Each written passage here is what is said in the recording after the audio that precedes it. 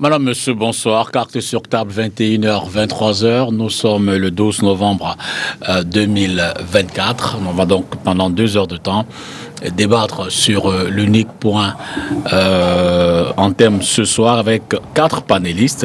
Vous le savez très certainement.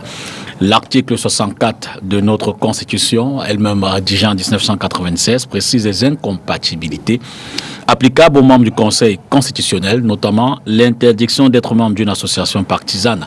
Cet article vise à garantir l'indépendance et l'impartialité des membres du Conseil constitutionnel. Les grandes lignes sont les suivantes: incompatibilité avec d'autres fonctions, incompatibilité avec les activités politiques, incompatibilité avec les activités professionnelles. Il se trouve que le président du Conseil constitutionnel a récemment pris part à l'activité d'une association qui elle-même était en mouvement dans le cadre du 42e anniversaire de la célébration, la section du président de la République, Paul Biya, président du RDPC à la magistrature suprême.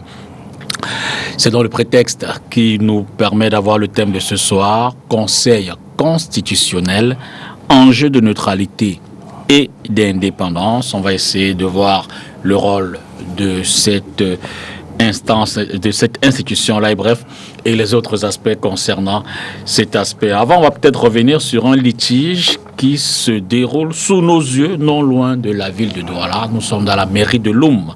On en parle dans quelques minutes. De temps pour moi de dire bonsoir aux différents panélistes. D'abord, Serge Youbi, bonsoir. Bonsoir, M. Dipita. Bonsoir à tous les co-discutants. C'est un plaisir renouvelé d'être une fois de plus invité, convié sur votre plateau pour des problèmes de la cité qui, à mon sens, des problèmes politiques. Et nous espérons, en tant que panélistes, apporter notre contribution dans le sens d'écrire la lanterne de tout le peuple camerounais. Merci à vous d'être présent ce soir. Nul besoin de rappeler que vous êtes du MRC, le Mouvement pour la Renaissance du Cameroun. Docteur Patrick Rifoué, bonsoir. Bonsoir Dipita Tongo, bonsoir au panel et bonsoir à ceux qui nous reçoivent chez eux ce mardi soir. Représentant du RDPC sur le plateau, Célestin Djamène, bonsoir. Bonsoir mon cher Dipita Tongo, merci pour l'invitation. Je constate que c'est une thématique particulièrement alléchante parce qu'il y a des enjeux subreptices qui se glissent pour l'année 2025. Donc je crois que la thématique n'est pas tout à fait innocente. D'autant plus que certains partis politiques ont porté plainte. Bonsoir enfin, je rappelle que vous êtes le président national de APA. Et je dis enfin bonsoir à Guy Mesmin Kuate Ouambo, le maire de la commune de Loum, SDF. Bonsoir M. Dipita Tongo, bonsoir à tous les copanélistes et bonsoir à vous, nombreux téléspectateurs qui attendent ce soir que nous épiloguons sur l'actualité de l'heure. En ce qui concerne le Conseil constitutionnel, on espère qu'on aura ainsi l'opportunité d'éclairer l'heure à l'antenne. Vous allez garder la parole parce qu'on commence avec vous. On l'a dit d'entrée à l'entrée de l'émission. Il se trouve que vous, du côté de Loum, je rappelle que vous en êtes le maire, vous voulez construire un centre multimédia pour la promotion de la jeunesse. D'accord. Et on a quelques difficultés sur le site. Il s'agit de quel site? En réalité, il faut dire que en 1970, il y avait un plan d'urbanisme sommet de la ville de Loum qui était déclaré d'utilité publique. Et dans l'implémentation de ce plan d'urbanisme, il était question que les populations devaient être déguerpies à certains endroits en fonction des besoins. Donc la commune, dans cet élan, a donc créé une zone appelée communément zone de recasement de 116 hectares.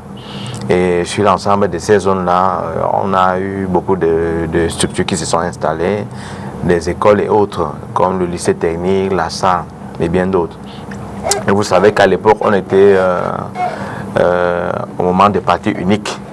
Donc il était donc question qu'ici qu'il y ait également une maison de parti pour auréoler le parti à l'époque. Donc c'est donc comme ça que sur la houlette du sous-préfet maire et des maires de l'époque, ils ont donc entrepris de circonscrire une parcelle pour la construction de cette maison de parti.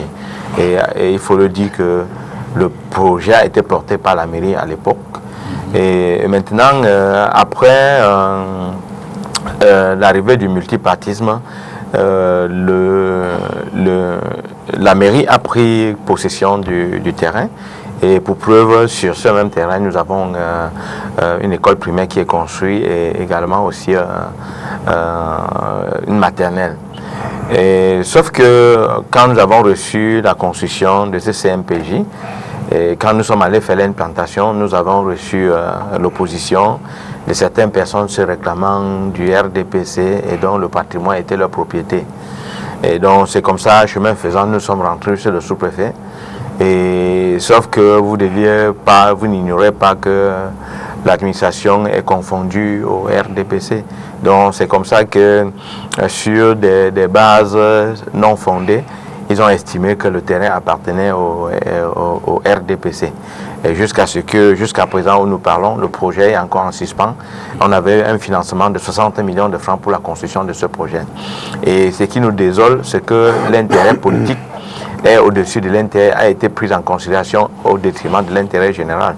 Et nous avons rappelé aux uns et aux autres que il n'est pas question que le RDPC s'approprie toutes les maisons de parti du Cameroun, parce qu'il faut le reconnaître que ces maisons de parti ont été érigées à l'époque du parti unique. Et si vous êtes dans une communauté des biens et qu'à jamais vous venez à ne plus faire partie, je pense que la liquidation de communauté des biens s'impose à tous. Donc c'est pour cette raison que vous avez vu cet acharnement, je peux même dire à la limite que c'est un acharnement, parce qu'on ne peut pas comprendre qu'un conflit qui est entre une association et une commune, que ce soit les autorités... Une association politique. Une association politique, bien sûr. Le RDPC, c'est une association politique.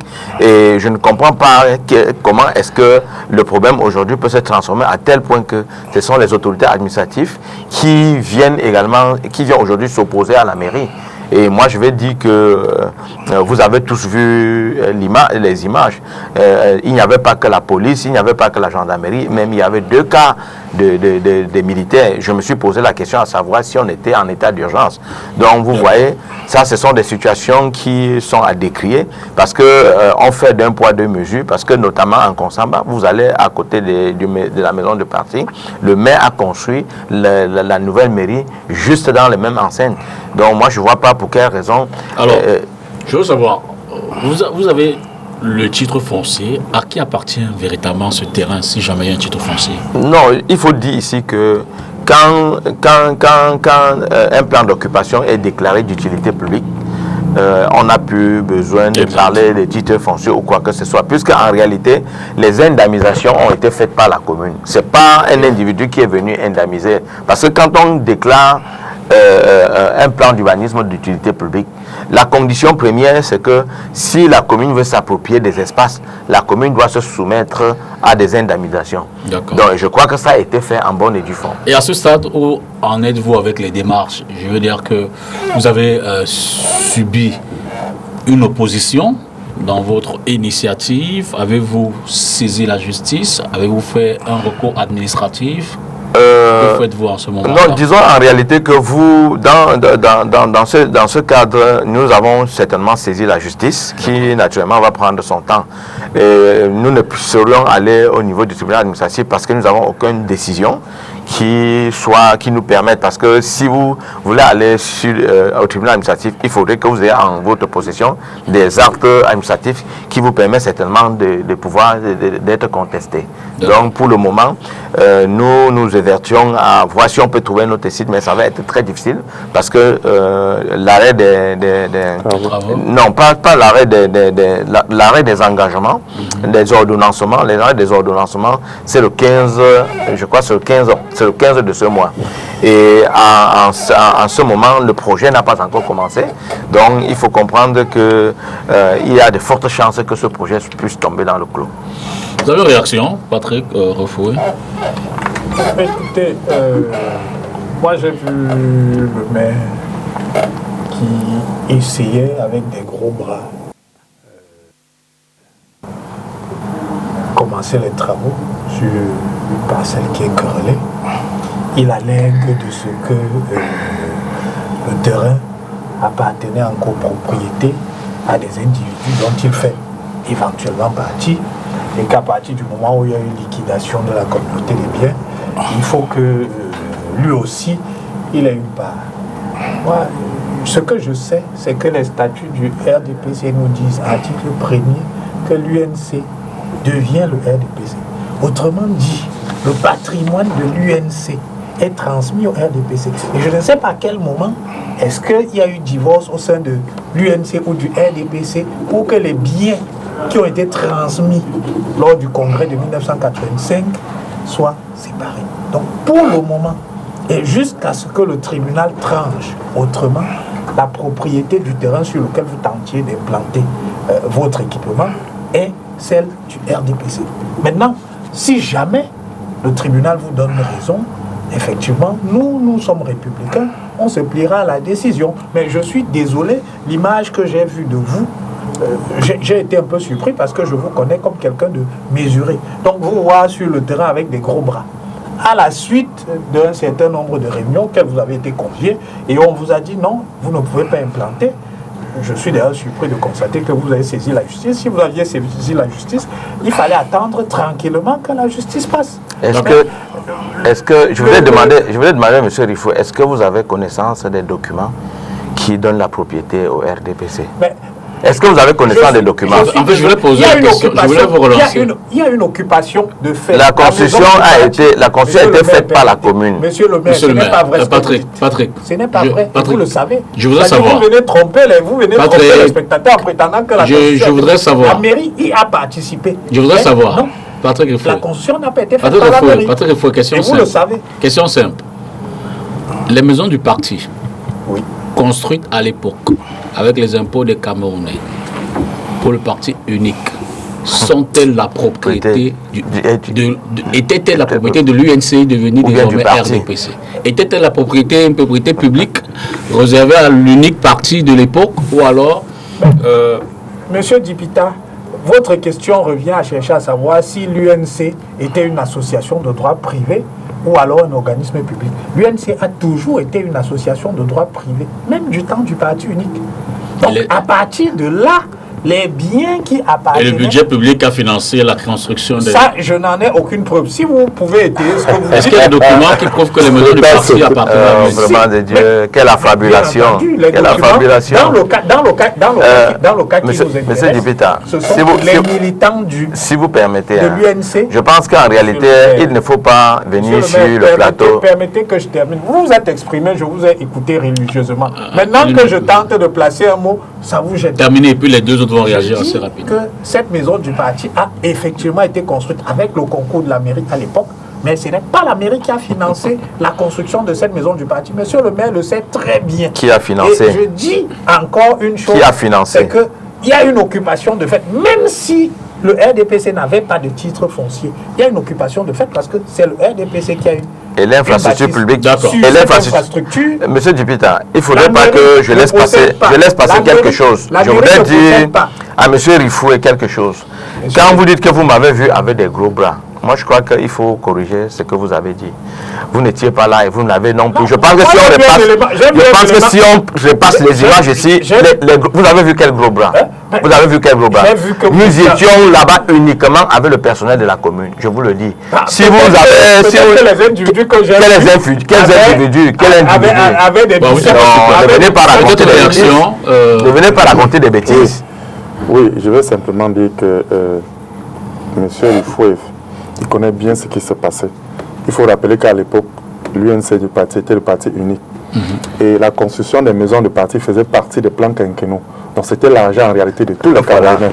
Bon, à partir du moment où l'environnement politique a changé, en réalité, si on demande au RDPC de produire les titres fonciers de ces terrains, je pense pas qu'ils ont ces titres fonciers. Donc s'ils étaient élégants, politiquement parlant, lorsque le multipartisme devait arriver, ça devait être la maison des partis et non la maison du parti RDPC. Et voilà, c'est ce qui se passe aujourd'hui.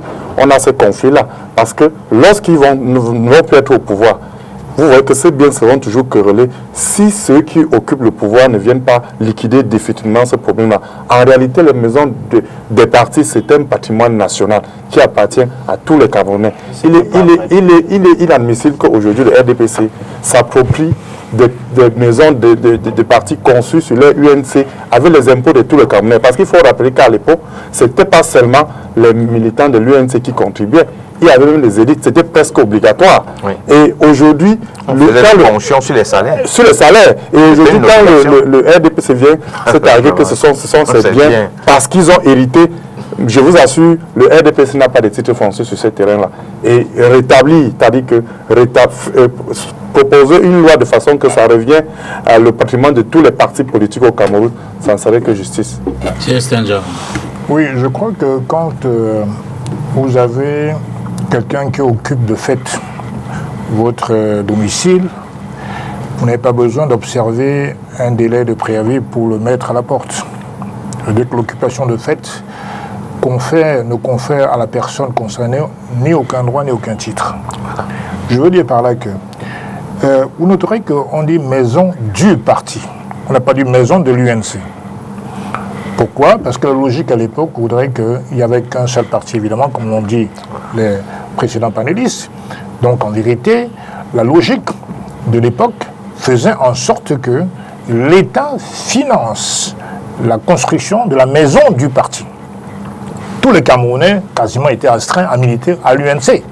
Il n'y a pas de débat là-dessus. Maintenant est venue les lois de 90 qui ont libéré l'espace politique avec la flopée des partis que vous connaissez. Et donc finalement, et je crois même qu'il y a une loi de 2018 qui transfère aux communes, n'est-ce pas, comment dirais-je, les anciennes maisons de partis. Je pense bien qu'il y a une loi dessus qui transfère aux partis, je crois bien. Peu importe. Ce qui est sûr, c'est qu'il n'est pas admissible sur le plan moral et éthique qu'une maison du parti État, à l'époque c'était un parti État, financé donc par tous les Camerounais, puisse revenir à un des partis politiques existants. Ce serait une injustice criarde. Pourquoi le RDPC serait-il donc privilégié par rapport aux autres partis politiques? Ça n'aurait pas de sens sur le plan moral et éthique. C'est pour ça que les lois de 90 ont libéré l'espace et ont permis à d'autres partis politiques de concourir sur le même pied d'égalité avec le RDPC, anciennement appelé l'UNC. Voilà pour moi le fond du problème. Sur le plan de l'élégance morale, il n'est pas normal que le RDPC, qui n'a pas qualité, vienne revendiquer une maison qui ne leur appartenait pas. Puisque financée non pas par le président du parti, mais financée par les fonds publics. Ce serait 2 points, 2 mesures. De toute façon, dans tous les cas de figure. Donc je crois que le RDPC, dont je sais, il y a parmi eux des membres vraiment très très élégants sur le plan moral, puisse arrêter ce litige qui n'a pas de sens. Et laisser la mairie faire son travail, comme toutes les mairies du Cameroun qui ont récupéré les anciennes maisons de parti. J'ai vu à Kekem, la maison de parti est gérée par la mairie. J'ai vu à Bonanjo, la maison de parti est gérée par la communauté urbaine, par la mairie de ville, pardon. Donc il n'y a pas de raison qu'à Loum, ce soit différent. Donc en vérité, c'est un faux débat. Il faudrait que les RDPC aient l'élégance quand même de comprendre les choses de manière aussi simple, d'autant plus que c'était une occupation de fait. D'accord. Et pas en droit. Peut-être un mot pour sortir, qu'envisagez-vous désormais, comment vous entrevoyez la suite et qui c'est peut-être la fin de... En réalité, ce que nous avons dit, quand M. Rifoué parle que les gens y sont installés depuis longtemps, moi nous avons dit une seule chose, c'est que tant que nous sommes à la mairie, nous allons faire de notre mieux pour que cet espace revienne à la mairie. Notre souci aujourd'hui, la plupart des temps, c'est de chercher comment est-ce que nous allons faire pour que ce projet soit implémenté. Et moi, je voulais dire à M. Rifoué que si vous êtes vraiment patriotique, comme vous le dites, je voulais faire remarquer que ces fonds sont issus du budget public d'investissement. Et on ne peut pas aller sur un espace qui est de 2 hectares et refuser qu'un projet de cette ampleur, qui doit venir aujourd'hui, apporter un peu plus du grain à moudre aux jeunes, qu'on refuse parce qu'on nous parle des maisons de parti. Et je tiens à vous signaler que cette maison de parti, si vous l'avez vu, était totalement dans la ruine. C'est parce que on a constaté que le maire était en train d'implanter un projet, que les gens ont découvert subitement qu'ils ont une maison de parti qui appartenait au RDPC. Donc moi je veux dire qu'il faut pas arrêter, il faut arrêter de venir ici. C'est pas parce que vous avez confisqué tout dans ce pays que vous allez penser que tout vous appartient. Non, les Camerounais ce n'est pas le Cameroun, n'est pas votre propriété, n'en déplaise. D'accord. On va donc prendre la transition et puis passer au thème de ce soir, l'unique thème. Conseil constitutionnel, enjeu de neutralité et d'indépendance. On va d'abord faire simple. On va peut-être interroger d'entrée le rôle de cette institution et qui sait peut-être l'importance de sa neutralité en contexte démocratique. Chacun va dire un mot là-dessus. D'abord, sur le rôle. Serge. Oui. De quoi est-ce qu'il s'agit, M. Dipita? En réalité, lorsque vous prenez notre constitution à l'article 46, c'est écrit noir sur blanc, parce qu'il faut que les téléspectateurs soient au même niveau que nous. Le Conseil constitutionnel est l'instance compétente en matière constitutionnelle. Il statue sur la constitutionnalité des lois. Il est l'organe régulateur du fonctionnement des institutions. Cette dernière phrase m'intrigue un peu beaucoup. Quand le Constitution dit ça, ça veut donc dire que ce n'est pas d'abord n'importe qui est membre du Conseil constitutionnel. Et ce n'est pas une chambre, je veux dire quoi, ça fait partie des institutions les plus fortes du pays. Et vu sur cet angle, il est important.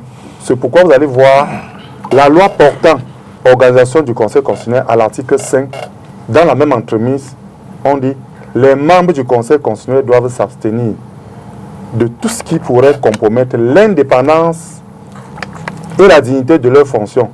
Ils s'interdisent en particulier pendant la durée de leur fonction. Donc ça veut dire que, en fait, ce sont des gens qui sont là. S'il faut prendre l'une de leurs attributions, c'est le juge électoral. Et dans le cas du débat de ce soir, c'est parce que, effectivement, le PCC, c'est-à-dire le président du Conseil constitutionnel, est le juge électoral qui s'est retrouvé dans une réunion d'appel à candidature qui pose problème. S'il était là en tant que membre je vais dire quoi, fils d'Union ISO, et qu'il parlait de leur développement d'Union ISO, vraiment ça n'aurait intrigué personne. Comment vous allez départir le président du fils de? Seulement, il y a eu appel à candidature et qui vient violer l'article 5 et l'article 6. Parce qu'en réalité, à partir du moment où il assiste à une réunion et dont les délibérés demandent la candidature de M. Paul Biya, il assume les délibérés. Et s'il ne l'assume pas, il faudrait qu'à la fin de la réunion, qu'il puisse faire une sortie pour dire « Je me désolidarise parce que ma fonction ne me permet pas d'être là lorsqu'on va prendre ce genre d'initiative. » Je note néanmoins que dès l'entame de cette polémique, le président du Conseil constitutionnel a fait une mise au point sous fond de droit de réponse à nos confrères de Kinox Télévision pour effectivement dire qu'au moment de la signature, entre autres, de la motion de soutien, il était plus présent aux assises. Cela dit, l'association en question, Adenso, a également fait une mise au point relativement à cette actualité-là. Célestin Djamène, sur le rôle du Conseil constitutionnel et son impartialité. Mais tout d'abord, avant de parler du rôle, mon cher député, je pense que moi je suis un peu surpris par ce débat.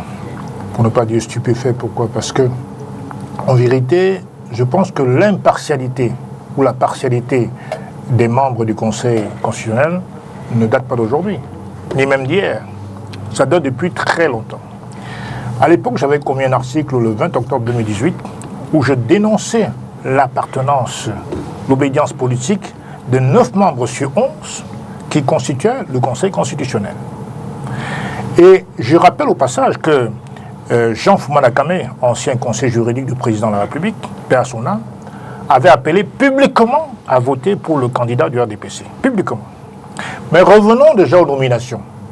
L'article 5, alinéa 1, comme tu as dit, Serge, c'est la loi de 2004, 005/2004, dispose très clairement que quand on est nommé membre du Conseil constitutionnel, on doit s'abstenir de demeurer membre d'un parti politique, d'une formation syndicale ou politique, ou de mener toute activité sous quelque forme que ce soit qui puisse démontrer votre appartenance politique. Or, vous prenez à l'époque M. Emmanuel Bondé, membre du bureau politique du RDPC, qui n'a pas démissionné. Vous prenez Amadou Tidjani, militant du RDPC. Vous prenez Sandor Marou, militant connu et reconnu du RDPC. Vous prenez, comment dirais-je, le président du conseil, Clément Tangala, même s'il n'est pas encarté, mais qui est quand même très proche du RDPC. Vous prenez d'autres membres nommés, le ministre d'État, le Kenan Donfak, qui est membre, ancien ministre, qui est membre du RDPC reconnu, qui n'a pas démissionné. Il n'y a en fait qu'un seul du SDF, Poncuit, et je l'avais dénoncé à l'époque, au NEC, dans une réunion du NEC à Bamenda. J'ai demandé au chairman, ceux qui étaient membres à l'époque le savaient, de demander à notre camarade de démissionner du Conseil constitutionnel. Parce que ça contrevient à la loi, tout simplement, à la Constitution, notamment à la loi de 2004. Oui. On ne peut pas réclamer son appartenance politique et être membre d'un organe aussi vital que le Conseil constitutionnel. Comment allez-vous juger votre cousin qui est accusé, si vous êtes magistrat par exemple, votre petit frère, votre maman? Ce n'est pas possible. Il y a donc ce qu'on appelle le principe de la récusation. Si un magistrat est en face de lui, un accusé qui est son cousin, son neveu, son petit frère, il doit se récuser lui-même. Il doit se retirer de son propre gré. C'est ce que dit la loi. Mais à l'époque, les membres du Conseil faisaient valoir l'argument que celui qui nous a nommés, c'est lui qui doit nous démettre. Mais non, puisqu'ils confondent récusation et cessation de fonction. On parle de récusation. Donc il y a un élément fondamental qui vous interdit de juger, si par exemple vous êtes magistrat, de juger quelqu'un de la famille. Pareil pour le Conseil constitutionnel. Maintenant, sur le rôle du Conseil constitutionnel, il y a deux rôles importants. Le rôle de régulateur de pouvoir public, comme tu l'as dit Serge, c'est-à-dire que le juge constitutionnel est là pour apprécier la constitutionnalité des lois par rapport à la Constitution. Il ne peut pas en être autrement, puisqu'il a été... C'est un conseil. Ils sont là pour dire au président, regardez l'exemple du Sénégal, quand Macky Sall voulait proroger son mandat, le Conseil constitutionnel lui a dit, ce n'est pas possible. Cette loi est inconstitutionnelle. Pareil, en France, quand Jospin voulait interdire le foulard aux musulmans, aux élèves, aux étudiants musulmans, le Conseil constitutionnel lui a dit, ce n'est pas possible. La Constitution vous l'interdit. Donc nous qui sommes dans un cadre d'inspiration française, la Constitution dit la même chose. Donc c'est un rôle de régulateur, n'est-ce pas, des pouvoirs publics et des institutions. Première chose. Deuxièmement, le juge constitutionnel est un juge du contentieux électoral. On l'a vu en 2018, notamment avec le Clément Tangala justement. Et là, effectivement, il doit tenir compte de manière impartiale des éléments d'appréciation fournis par les requérants. Ceux qui demandent justice doivent avoir confiance dans leur organe. Mais si déjà le membre ou les membres du Conseil constitutionnel, on l'a vu avec Émile Sombert lors du procès, de contentieux en 2018, si les membres eux-mêmes sont déjà imprégnés d'un parti politique, comment peuvent-ils juger sereinement, n'est-ce pas, d'une requête venant d'autres partis politiques? Donc ce n'est pas admissible. Donc je conclus en disant que finalement, certes la lecture juridique, la lecture politique, c'est que, évidemment, le président Kamto est candidat aussi à l'élection présidentielle 2025. Donc il n'est pas tout à fait neutre dans cette affaire. Il n'a pas attaqué Barganguele parce qu'il était aussi à la réunion de Balmayou. Il a visé plutôt M. Clément Tangana, Emmanuel Bondé et Minko Haché, si mes souvenirs sont bons. Oui, mais il aurait pu aussi attaquer, parce que le DGSN aussi... n'a pas d'obligation de partialité. Tout à fait. Oui, là, il n'a pas d'obligation de partialité. Le DGSN... Ça fonctionne, il n'est pas dans cette configuration. Attendez, tout porteur d'une charge publique a l'obligation d'impartialité. Comment? Tout porteur d'une charge publique... Politique? Non, il peut voter, le vote est secret. Non, mais ils peuvent être militants, la loi le leur garantit. Ils peuvent être militants, les DGSN peuvent être militants. Afficher leur appartenance. Non, c'est leur liberté. Pourquoi? Parce que c'est une institution, la police est une institution, je suis désolé. Oui, mais c'est ça. En règle générale, qu'un gendarme, un militaire, un magistrat ne doit pas afficher son appartenance. Oui, mais le DGSN, la fonction, c'est une institution. En tout cas, peu importe. Ce que je suis en train de dire, c'est qu'il est important de comprendre que sur le plan politique, ce n'est pas de manière naïve que Kamto aussi, le président Kamto a attaqué Clément Tangana parce qu'il est en train de lui dire que moi je sors l'arbre de dissuasion. Maintenant, faites attention. Si ma candidature, si vous tentez de piétiner ma candidature, alors là, je sortirai réellement l'arme nucléaire. Donc il faut lire aussi entre les lignes. Il y a un enjeu politique là-derrière, parce qu'en politique, qu'est-ce qui compte? Ce qui est dit est moins important que ce qui n'est pas dit dans un texte. Guy Messmer, sur la même question, donc le rôle du Conseil et la pertinence de sa neutralité en contexte démocratique. Bon, en fait, moi je crois que, comme l'a dit mon copanéliste, il n'y a plus de mystère en ce qui concerne l'impartialité du Conseil constitutionnel. Je voudrais déjà dire que vous savez que c'est depuis 1996 que la loi instaurait le Conseil constitutionnel lors de la révision de la Constitution. Et vous convenez avec moi que je crois que c'est en 2016 ou en 2016. En 2016. Donc vous voyez après combien d'années que le Conseil constitutionnel est devenu fonctionnel. Donc à partir de là, vous pouvez aisément comprendre. Je pense que ce remous que nous constatons, que nous observons aujourd'hui, à la suite de la présence du président du Conseil constitutionnel à une réunion, une association c'est Nyon, du Nyon Ekele, je pense que c'est Nyon Esso, pardon.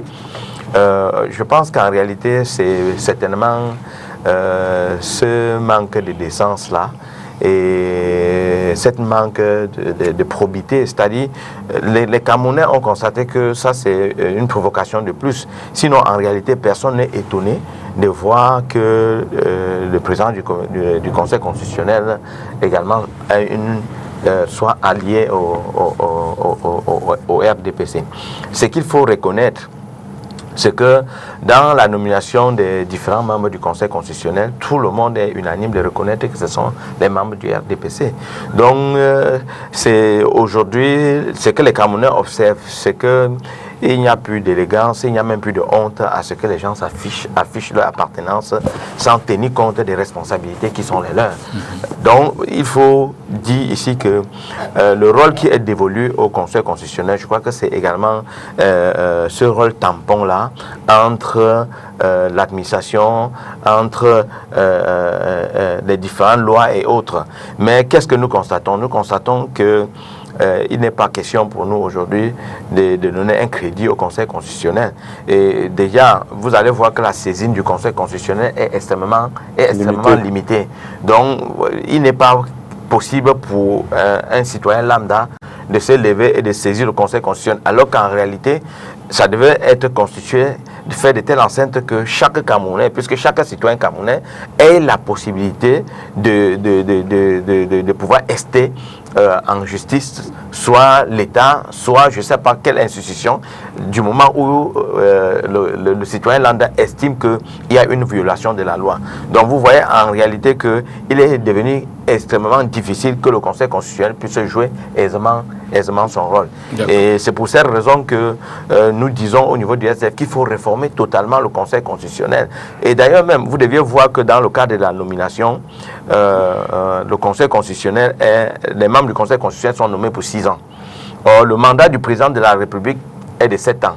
Donc, les membres du Conseil constitutionnel restent encore tributaires du bon vouloir du président de la République. Et ça n'augure pas de lendemain meilleur et ça ne donne pas une certaine indépendance dans le cadre des actions que le Conseil constitutionnel, les membres du Conseil constitutionnel peuvent être amenés à mener. Donc, il est extrêmement difficile pour nous aujourd'hui de faire confiance au Conseil constitutionnel de la façon où nous voyons les choses se dérouler. Docteur Ifoué, le rôle et la neutralité en contexte démocratique du Conseil constitutionnel. Je pense que les autres panélistes ont déjà évoqué quelques-unes des fonctions du Conseil. Je voudrais simplement ajouter que le Conseil a aussi à connaître des conflits d'attribution entre les différentes entités étatiques, c'est-à-dire entre l'État et les régions et entre les régions elles-mêmes, et puis que tous les litiges qui peuvent résulter de la compréhension de l'interprétation des règlements intérieurs de l'Assemblée et du Sénat sont aussi de son ressort. Maintenant, avant d'en arriver à la question de la neutralité, je voudrais quand même rappeler le fait générateur de cette émission. Il y a effectivement que le président du Conseil constitutionnel s'est retrouvé à l'Assemblée générale de l'ADENSO, qui est l'association de développement d'Union ESSO dont il est ressortissant. Et il y a un compte rendu de cette assemblée générale qui est fait par Cameroun Tribune. Le compte rendu, il est très succinct, et dans ce compte rendu qui est d'ailleurs agrémenté d'une photo, on indique il est indiqué que le président du Conseil constitutionnel ainsi que le délégué général à la Sûreté nationale ont participé à une réunion à l'issue de laquelle une motion de soutien appelant le président de la République à se représenter a été signée. Bon, Cameroun Tribune, c'est à peu près... Cameroun Tribune tire à peu près à 10 000 exemplaires. Et la presse aujourd'hui au Cameroun ne circule qu'entre Yaoundé et Douala. Donc c'est un média de niche et ça peut ne pas éveiller l'attention. Cet article est repris dans une émission à laquelle j'ai d'ailleurs participé. Donc cet article est repris par vos confrères de Equinox Télévision qui, sur la foi du compte rendu, indique que ce serait la preuve que le président du Conseil constitutionnel aurait un parti pris, puisqu'il aurait d'ailleurs manifestement signé cette motion de soutien. Je précise, je veux quand même citer ici les propos du représentant du MRC lors de cette émission-là, avant de continuer avec la chronologie des faits. Le représentant du MRC lors de cette émission nous dit « Il aurait dû, pour garantir la neutralité de cette institution, être absent ou alors, s'il y a déclaration, faire 30 minutes puis s'en aller. » Ça, c'est ce que le représentant du MRC dit ce jour-là. C'est important parce que, à la suite de cette émission-là, effectivement, le président du Conseil constitutionnel a fait une mise au point dans laquelle il précise, première chose, que l'ordre du jour qui lui avait été communiqué ne comportait pas de point sur une motion de soutien. Deux, qu'il a assisté seulement à la partie protocolaire de cette Assemblée générale et donc qu'il ne peut pas être comptable de la motion de soutien qui a été signée. Bon, si je m'en tiens... Et qui peut croire ça? Permettez. C'est son droit de réponse. Si vous avez des éléments contraires... Allez-y, poursuivez. Si vous avez des éléments contraires, vous les versez au dossier. Moi, je m'en tiens à ce qu'il a dit. Et je considère, à la lumière des déclarations du représentant du MRC sur le plateau ce jour-là, qu'en réalité, la polémique est close. C'est-à-dire qu'on ne devrait plus en faire un pataquès et on devrait passer à autre chose. Parce que, effectivement, c'est une maladresse, mais la maladresse ici, c'est le fait qu'une association de développement, donc qui n'a pas de fonction partisane, se permette d'appeler à voter pour un candidat. Parce que le principe des associations de développement, on en a tous dans nos contrées, c'est d'agréger tous les fils et filles de la localité. Donc, vous ne pouvez pas appeler à voter pour X parce que nécessairement vous avez des fils du village ou du pays qui ont d'autres appartenances politiques. Donc, moi, je considère que c'était une maladresse que l'ADENSO décide à l'issue. Et ça n'a rien à voir avec la présence du Conseil constitutionnel. Je considère que les associations de développement doivent rester dans leur rôle et elles n'ont pas à se mêler de politique. Maintenant, si la polémique continue et si elle est maintenue, c'est effectivement, comme l'a dit Célestin, parce qu'il y a une opportunité politique et il y a un dessein malsain qui est celui du MRC. Ce dessein est très simple et moi je pense que je l'ai déjà rappelé. Le MRC a un projet simple. Ils savent que, vous savez, la Bible nous parle et c'est Jésus qui parle d'ailleurs, Jésus parle du figuier maudit. Le figuier maudit, c'est cet arbre qui ne peut pas produire des fruits. Et ils savent très bien qu'ils sont dans cette position-là pour 2025. Alors, qu'est-ce qu'il faut faire? Il faut attaquer le processus électoral en faisant quoi? En s'attaquant premièrement à Elekam et ensuite en s'attaquant au Conseil constitutionnel. Parce qu'à partir du moment où vous avez délégitimé ces deux organes-là, la preuve sera faite que le processus électoral est entièrement vicié. Et à partir du moment où le processus électoral est entièrement vicié, ce que vous allez faire, c'est demander à vos militants de prendre la rue. Je rappelle d'ailleurs que dans son droit de réponse, le président du Conseil constitutionnel n'est pas dupe. qui rappelle très bien que la manœuvre, il voit que l'objectif de cette manœuvre, c'est bien d'amener les populations camerounaises à prendre la rue. Moi, je voudrais appeler les uns et les autres à la responsabilité. Ceux qui pensent qu'en 2025, après avoir tenté, comme ils essaient de le faire, de décrédibiliser les organes en charge du processus électoral, ils pourront appeler les Camerounais à prendre la rue, ils en seront pour leurs frais, parce que les Camerounais ne sont pas dupes, et je doute que les Camerounais descendent dans la rue pour ce genre de choses. Mais au fond, je dis, la polémique n'a pas lieu d'être à partir du moment où le droit de réponse du président du Conseil constitutionnel est clair. Pour finir, je voudrais rappeler aux uns et aux autres ici que l'appartenance antérieure à une formation politique n'est pas une condition rédhibitoire à la nomination au Conseil constitutionnel. Pour prendre Célestin, tu permets s'il te plaît. Célestin a indiqué tout à l'heure que notre droit et nos institutions sont souvent copiées sur les institutions françaises. Il sait donc très bien que Laurent Fabius, président du Conseil constitutionnel en fonction en France aujourd'hui, est un membre du Parti socialiste. Et je ne sache pas, il est en retrait du Parti socialiste. Je ne sache pas que Laurent Fabius est démissionné. En tout cas, si Célestin a sa lettre de démission, je serais heureux de lire cette lettre de démission ici. Je voudrais préciser que Nicole Belloubet, qui a été ministre d'Emmanuel Macron, vient du Conseil constitutionnel. C'est-à-dire qu'il est allé la chercher là-bas pour la nommer dans son gouvernement. Donc, il y a même des possibilités de circulation entre le Conseil constitutionnel et la vie politique. Ces possibilités-là existent. Je ne voudrais pas parler des États-Unis où, aujourd'hui, tout le monde sait, quand on dit que Trump a tous les leviers du pouvoir, c'est parce que pratiquement tous les membres du Conseil, de la Cour suprême, qui fait office de Conseil constitutionnel là-bas, tous les membres de cette instance-là, pratiquement aujourd'hui, en tout cas 6 sur 9, parce que la Cour suprême aux États-Unis, c'est 9 membres, 6 membres sur 9 appartiennent au parti républicain, et personne ne s'en offusque là-bas. Je n'entends pas les démocrates ruer sur les brancards. Alors, on reprend le tour de table par Saint-Germain. En prétendant que ce serait la preuve que, au moment de juger, ces monsieur respectable ne serait pas impartial. Alors, Célestin, la présence du président du Conseil constitutionnel à cette rencontre, sur le plan de la perception, peut-elle avoir un impact sur sa partialité ou son impartialité? Évidemment, oui. Je pense que je vais un peu paraphraser mon ami Patrick pour dire que il faut éviter parfois de tendre le bâton pour se faire battre.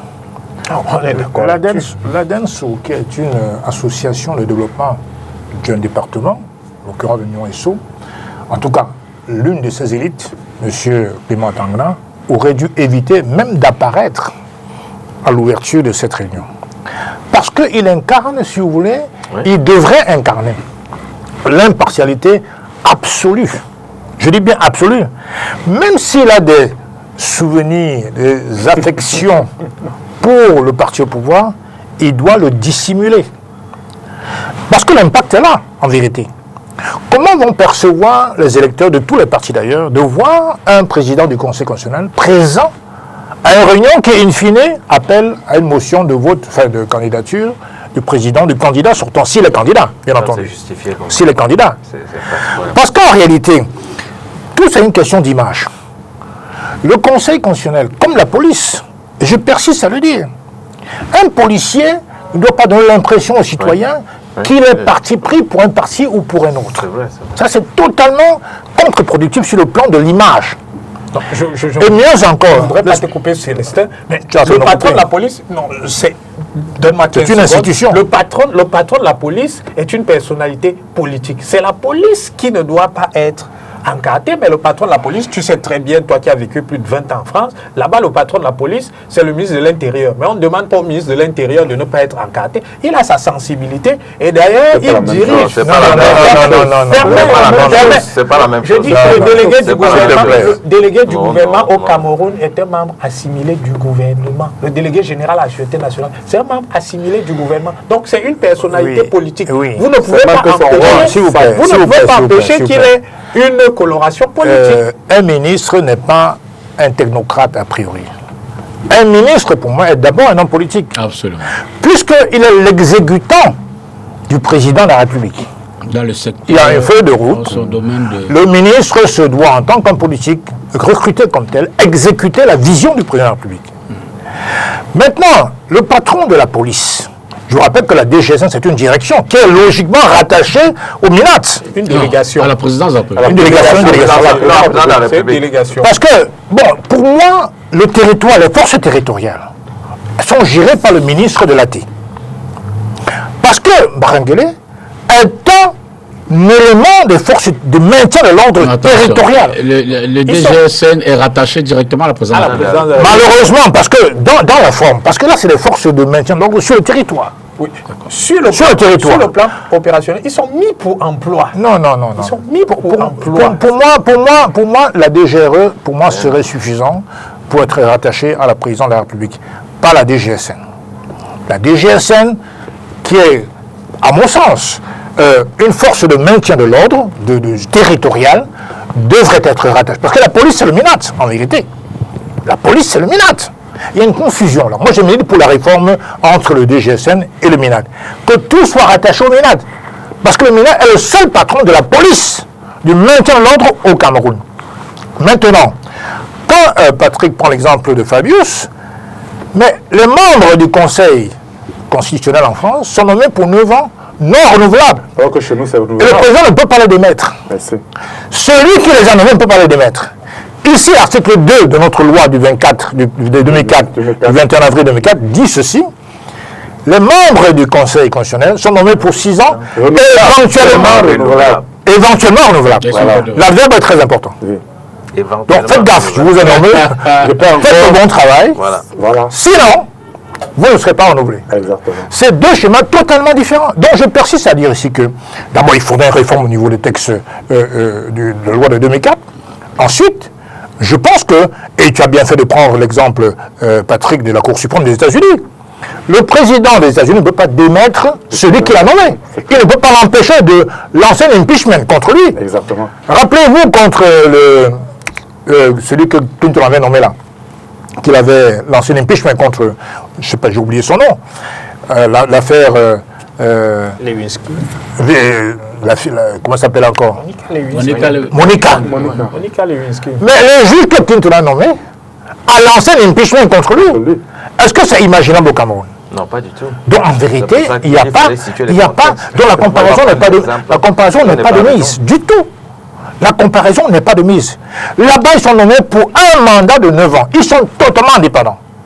Au point que Fabius, ou même Badinter, qui était le premier président de l'ère socialiste, nommé par Mitterrand, pouvait lancer une procédure de haute trahison contre Mitterrand, si l'occasion s'était permise, sans qu'il soit démis par Mitterrand. En vérité, le Cameroun, c'est un contexte totalement différent. Malheureusement, la confusion des pouvoirs ici existe encore. Le président est président du CSM. Je rappelle quand même, il faut le savoir, ce qui est impossible en France. Oui, il y a une réforme qui a été faite en France en 1988. On a coupé le cordon entre, effectivement, le président de la République et la magistrature suprême. Ce n'est pas possible. Ici, ça persiste encore. C'est qu'il y a une anomalie. Il y a une allégeance quelque part. Donc ici, il y a des anomalies qu'il faut réformer. Moi, je milite pour la réforme des textes qui fixent le statut et des membres du Conseil constitutionnel et effectivement des membres en général qui incarnent les plus hautes charges publiques. C'est très important. Et je dirais même que quand j'étais au SIE, par exemple, qu'est-ce que j'ai fait? J'avais fait une motion au sein de notre réunion du NEC au SIE, demandant à ce que, lors de l'anniversaire, du 25e anniversaire du SIF à Bamenda, qu'on fasse la demande de ce que le président élu devrait démissionner de son parti politique. Parce que quand vous êtes élu par le peuple camerounais, vous n'êtes plus le président d'un parti politique ou des militants d'un parti politique. Il y a une incompatibilité. Au Cameroun, le président de la République peut encore être président d'un parti politique, ce qui est totalement anormal. Il est président de tous les Camerounais.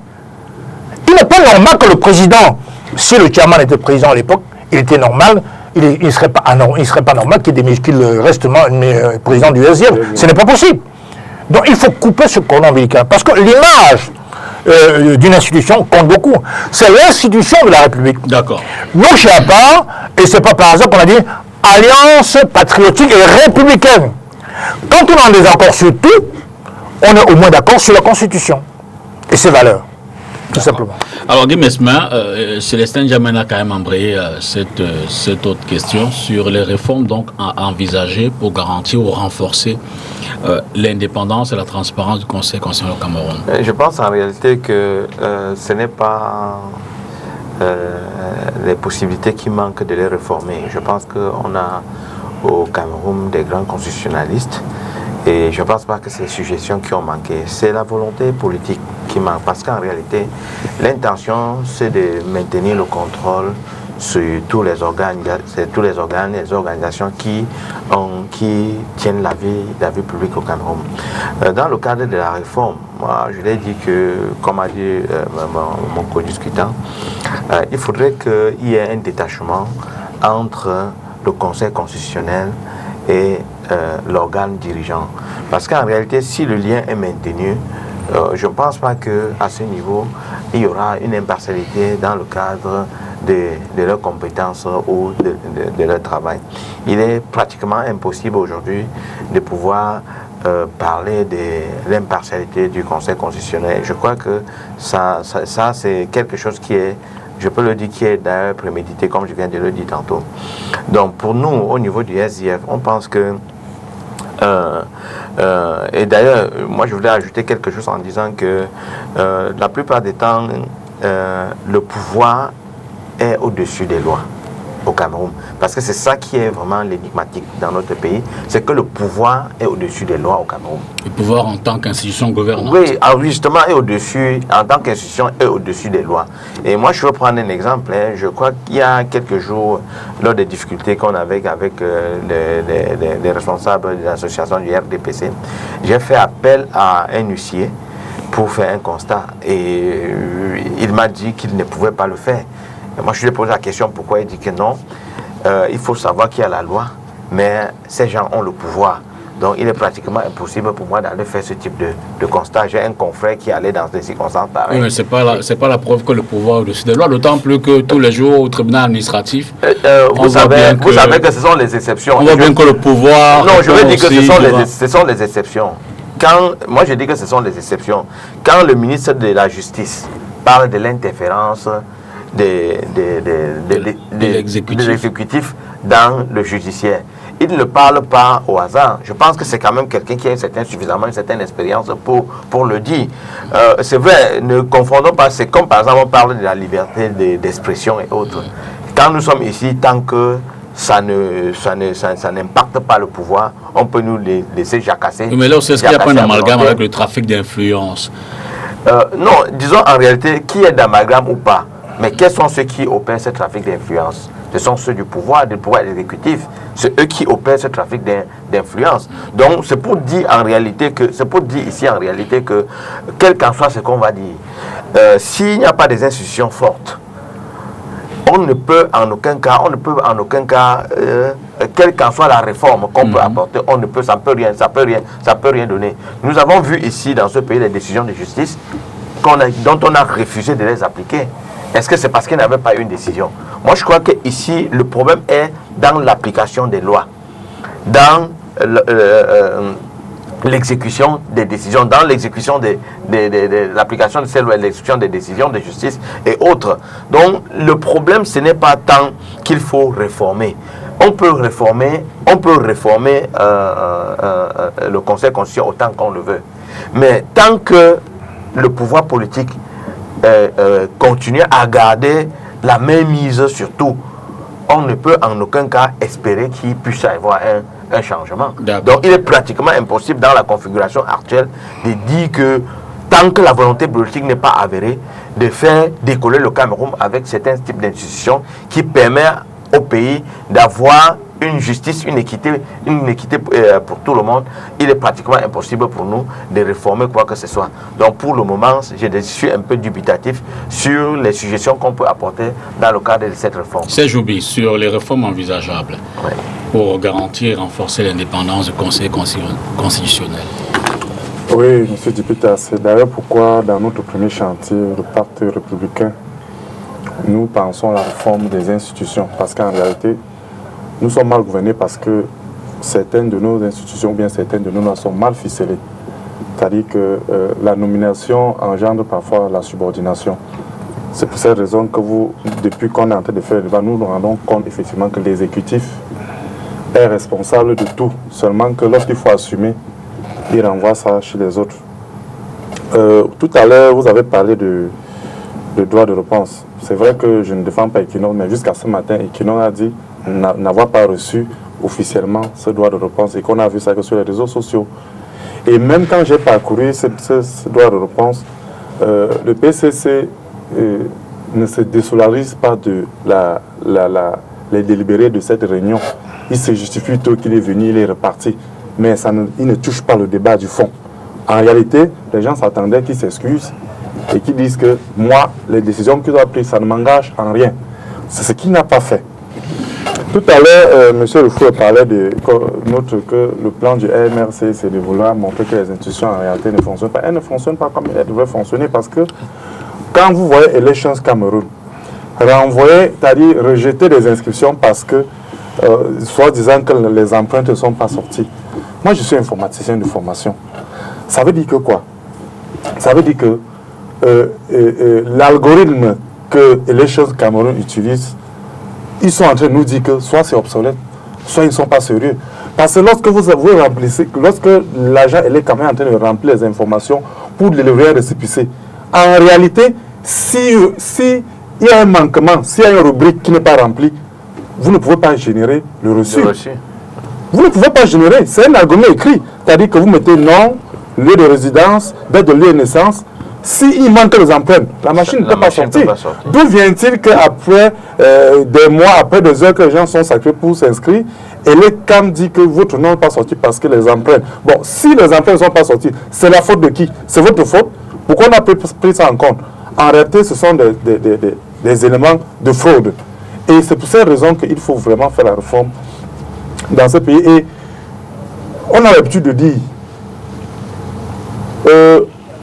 lorsque les élections sont mal organisées dans un pays, c'est généralement ça qui cause des troubles en Afrique. Parce que le mal de l'Afrique en général, c'est parce qu'on a des institutions, on a plutôt les hommes forts et non d'avoir des institutions fortes.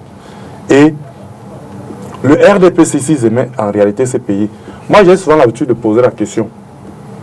Quelle institution au Cameroun peut interpeller le président de la République s'il savait qu'il a détourné de l'argent? Moi, je ne vois pas. Allez, pour l'instant, je ne vois pas. C'est-à-dire, s'il savait que M. le Président va poser un acte, quelle institution peut se mettre en branle pour l'interpeller? La Haute Cour de justice, qui est inscrite dans notre Constitution, n'existe pas jusqu'à présent. Et il est présent... Elle existe, peut-être pas physiquement. Non, bon, oui, non. Ça ne fonctionne pas. Ça ne fonctionne pas. Ça ne fonctionne pas. Elle existe.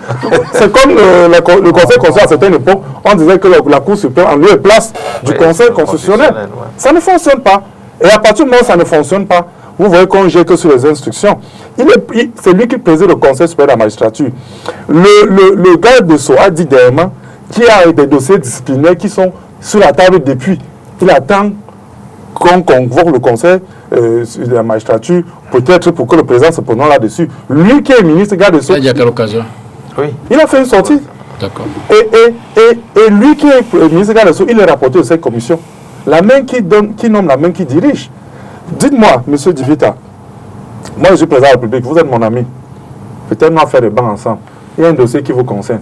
À partir du moment où c'est moi le président du corps, c'est moi qui préside le Conseil de la magistrature, et qu'on compte votre dossier à M. Célestin Jamen, je peux appeler M. Célestin et dire attention, c'est mon ami, vous ne le touchez pas. C'est à partir de là que la notion d'homme d'État intervient. Non. Un homme d'État, c'est ça, l'état d'âme, c'est pour l'intérêt supérieur de la nation. Vous oubliez que c'est votre ami. Tout à fait. Et vous faites seulement que... Vous faites ce qui est juste pour l'ensemble des Camerounais. Oui, mais là, il faudrait que lui soit juste. Mais vous deux, vous mais êtes à partir du moment où je l'appelle pour interférer sur votre cas... Si vous êtes des hommes d'État, la question ne se pose pas. Non, c'est pour cette raison que lorsque il faut des êtres hommes d'État. Justement, il faut être homme d'État. C'est pour cette raison que lorsque M. Rufou prenait les exemples aux États-Unis, en France tout à l'heure, il a oublié expressément de dire que le fonctionnement, ce n'est pas la même chose. C'est le président de la République qui non, mais en réalité, dans le fonctionnement, il n'a plus le pouvoir sur eux. Alors que chez nous, quand on dit éventuellement renouvelable, c'est une façon de dire si vous travaillez bien, je peux encore vous récompenser. Encore qu'au Cameroun, on nomme par récompense généralement et non par compétence. Patrick Rifoué, sur les réformes éventuelles. J'ai entendu beaucoup de choses qui ont été dites avec un peu de légèreté. Je commencerai par la dernière. Par là? Par la dernière. Monsieur Youmbi, le neveu du président de la République, Monsieur Paul Biya, vivant au palais, a été arrêté, emprisonné, en même temps que Gilles Roger Bolinga. Donc, le président de la République ne fait exception de personne. Même si c'est son épouse qui est poursuivie demain, s'il y a des éléments à charge contre elle, il ne bougera pas le petit doigt. La Chambre des comptes a rendu, je vous relance juste pour montrer, la Chambre des comptes a rendu le résultat d'enquête pour dire qu'il y a des gens qui ont détourné. Mais on bien attend. sûr, on attend. Sauf que ce n'est pas le président de la République, ce n'est pas lui qui ordonne les poursuites. Les dossiers sont au niveau du TCS. Je dis, je vous ai pris le cas du neveu du président et pas un neveu qui vivait ailleurs, qui vivait au palais. Vous connaissez combien de dossiers qui sont en branle au TCS sans l'accord de la présidence de la République? Merci, Non, il y en a beaucoup. Combien? Ça bloque souvent. Il faut Non, l'avis il faut du pas président. dire des Permettez. Ok, allez-y. Généralement, l'avis du président de la République est requis quand il faut interpeller les personnalités de premier plan, les membres du gouvernement, parce qu'effectivement, ça ferait tâche qu'un ministre soit interpellé, soit déféré à Kondengi, sans que le président de la République n'en soit informé. C'est la moindre des choses, c'est la moindre. C'est la moindre. C'est la moindre. Je vais y arriver. C'est la moindre des politesses républicaines que de l'en informer. Deuxième chose, Monsieur Youmbi, Trump était poursuivi récemment pour avoir contesté les élections, les résultats des élections. Vous savez très bien que le jour même où il a été élu, le procureur spécial qui avait été nommé, qu'est-ce qu'il a fait? Il a immédiatement mis fin à ses poursuites en disant qu'il faut tout reconsidérer. Qu'est-ce que ça nous dit? Puisqu'en réalité, qu'est-ce que ça signifie? Il joue d'une unanimité, non? Ah bon? Bien sûr. Et vous souhaitez que le président de la République soit poursuivi au Cameroun parce qu'il y aurait des allégations de détournement. C'est ce que vous avez dit tout à l'heure. J'ai dit non, on n'a pas dit. Lorsque le président de la République est justiciable même devant le tribunal criminel spécial. Sauf qu'effectivement, je ne vois pas le mécanisme. Il bénéficie d'une immunité qui ne permet pas qu'il soit poursuivi dans l'exercice de ses fonctions. Donc, s'il faut même le poursuivre, il faut attendre qu'il soit déchargé de ses fonctions. Mais pour la saine administration de ses fonctions, il ne peut pas être poursuivi. Maintenant, revenons sur le fond. Moi, je trouve que l'argument qui consiste à prétendre que non, le président du Conseil constitutionnel doit se désolidariser d'une motion qu'il n'a pas signée, c'est un argument un peu court.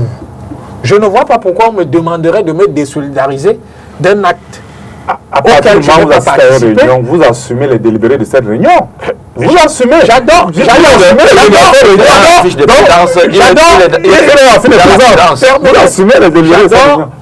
Sauf si la fiche de présence a circulé au début de la réunion, son nom n'est même pas supposé figurer sur la fiche de présence. Ça, en réalité, c'est que c'est même un problème. Deuxième chose, si on l'invite, si on le convient à une réunion et que son nom ne figure pas sur la fiche de présence. Deuxième chose, Monsieur Youmbi, j'adore le raisonnement par association que vous utilisez. Moi, je suis poursuivi par un vice-président du MRC aujourd'hui, simplement parce que j'ai déclaré, et ce sont des faits, qu'un vice-président du MRC a participé à une réunion au cours de laquelle... Non, permettez. J'ai déclaré, ça je peux le réitérer 50 fois, j'ai déclaré qu'au cours d'une réunion, un vice-président du MRC a participé à une réunion au cours de laquelle des armes, une cotisation a été faite pour acheter des armes pour les ambazoniens. Ce qui signifie, si je... Comment savez-vous que c'est pour acheter des armes? Permettez, les vidéos existent. Donc ce n'est pas... Ce sont des éléments de ce sont des faits. Ce sont des faits. Non, vous ne pouvez pas dire les faits là. Apparemment, vous étiez intermédiaire. Vous savez que vous étiez intermédiaire. Cotiser pour acheter des armes. Vous ouvrez le procès. Cotiser pour acheter des armes, ce n'est pas... Tu étais intermédiaire. Non. S'il vous plaît, sortons de là. Vous suivez votre développement. Ce que je dis, c'est que si vous considérez que le simple fait de participer à une réunion vous engage pour toutes les résolutions, ça signifie que le MRC est engagé pour cet acte-là également. Il faut qu'on soit clair là-dessus. C'est ça le principe du raisonnement associatif. Vous êtes donc co-responsable du fait que... Vous ouvrez notre procès. Au tribunal, vous allez départager au tribunal. Écoutez, je tire simplement les conclusions de son raisonnement. Si on associe, associons de manière systématique, et ça vaut également pour ce cas-là. C'est ça le principe. D'accord. Donc, je dis, faites attention à ce type de raisonnement par association qui sont très légers et en fait qui ne tiennent sur rien. Maintenant, pour ce qui est des réformes, on nous dit en ce moment que, par exemple, toute chose égale par ailleurs, que Trump a les pleins pouvoirs. Qu'est-ce qui l'empêcherait, par exemple, de modifier la loi et de dire que je ramène le mandat des juges de la Cour suprême de 9 à 6 ans, ou même à 3 ans? Les lois, elles peuvent toujours être modifiées. Parce que quand on a décidé de mettre le mandat de nos juges constitutionnels... Vous savez que là-bas, le président ne peut pas se lever et dire que le mandat du président est de 4 à 6 ans. Mais c'est le fait bien. C'est ça, il le pense. Quand ça vous aujourd'hui dire que les 4 ans là sont petits. On n'est pas dans les tropiques. Et moi, on va à 6 ans. On n'est pas dans les tropiques. La Constitution l'en empêche. Les mécanismes sont... Même s'il a le Congrès, même s'il a le... Il ne peut même pas. Il ne peut pas. Parce qu'en réalité, il y a des mécanismes tels que ce n'est pas lui qui peut initier même la modification de certaines lois. Lesquels? Mais comment tu dis lesquels? Il y a la séparation des pouvoirs. Alors, là-bas, chez eux, c'est totalement séparé. Justement, faites attention. Les États-Unis dont je parle, il y a un président qui a fait 4 mandats. Ce n'est pratiquement plus possible aujourd'hui. Mais rien n'empêche, je dis, dans la situation actuelle... C'était à l'époque où les mandats n'étaient pas encore limités. Voilà. Dans la situation, il est le seul à avoir fait 4 mandats. Voilà. Dans la situation... Après une limitation voilà. Dans la situation actuelle, où le Parti républicain a tous les leviers du pouvoir, ils sont capables de modifier certaines dispositions de la loi. Oui, mais la loi ne peut pas, la loi ne lui permet pas de modifier le nombre de mandats. Non, mais ce n'est pas une disposition. Est-ce que vous savez qu'il y a des dispositions dans la Constitution américaine telles que vous ne pouvez pas la modifier sans passer, par exemple, par un référendum? Vous ne pouvez pas. Oui, bien sûr. Vous ne pouvez pas. Ça n'existe pas. Vous connaissez combien d'amendements? Je crois qu'il y a à peu près 25 amendements dans la Constitution américaine. Aucun de ces amendements n'a été passé par voie référendaire. D'ailleurs, les référendums, moi, peut-être que ça existe, mais je n'ai jamais entendu parler de référendum aux États-Unis. Les lois sont modifiées dans le cadre du fonctionnement du Congrès et du Sénat. En tout cas, ce que je veux dire, c'est que les lois peuvent toujours être modifiées. On peut considérer qu'il y a des insuffisances. Maintenant, si on a choisi, comme ceux du MRC, d'être en marge des institutions républicaines, on dispose de quel levier pour modifier les lois? Bon, restez au quartier et puis pérorez, venez nous faire la leçon sur les plateaux de télévision en nous disant il faut modifier X ou Y. C'est à l'Assemblée et au Sénat que ça se passe. Quand vous reviendrez dans le cadre des institutions républicaines, peut-être que vous serez en capacité de peser et de nous contraindre à modifier les lois. Mais dans le cas actuel, nous ne voyons pas pourquoi il faut modifier ces textes-là. Alors, je voudrais quand même lire ce...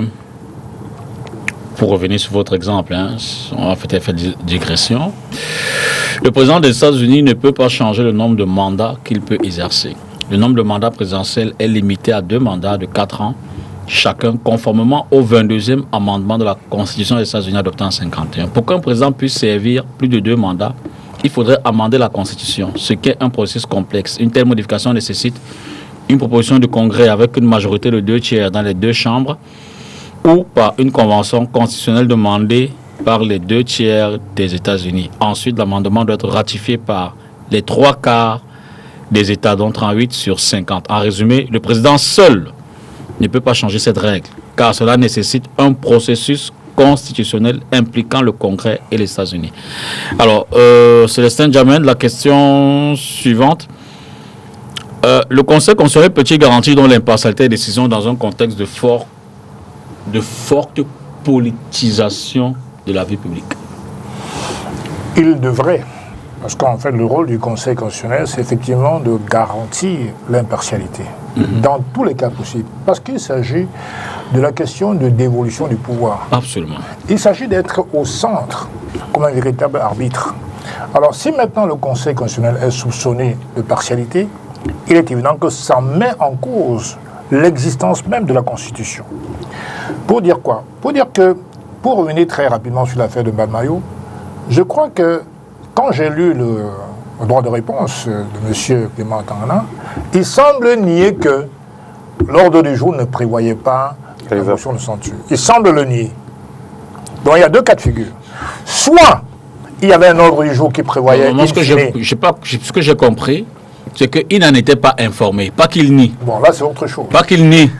Mais ils ont l'impression qu'il n'était pas informé. Il ne peut ne pas être... Non, pas de l'ordre du jour. Il n'était pas informé de ce que, à la suite de la réunion, on signerait une motion de soutien. On peut de l'ordre du jour. On peut de l'ordre du jour sans forcément mettre motion de soutien. C'est peut-être ce que ça sous-entend. Il y a dans tout comité, il y a quand même un programme, je suppose. Il y a un programme. Moi, quand je vais à un meeting, par exemple, je sais qu'on m'envoie un programme.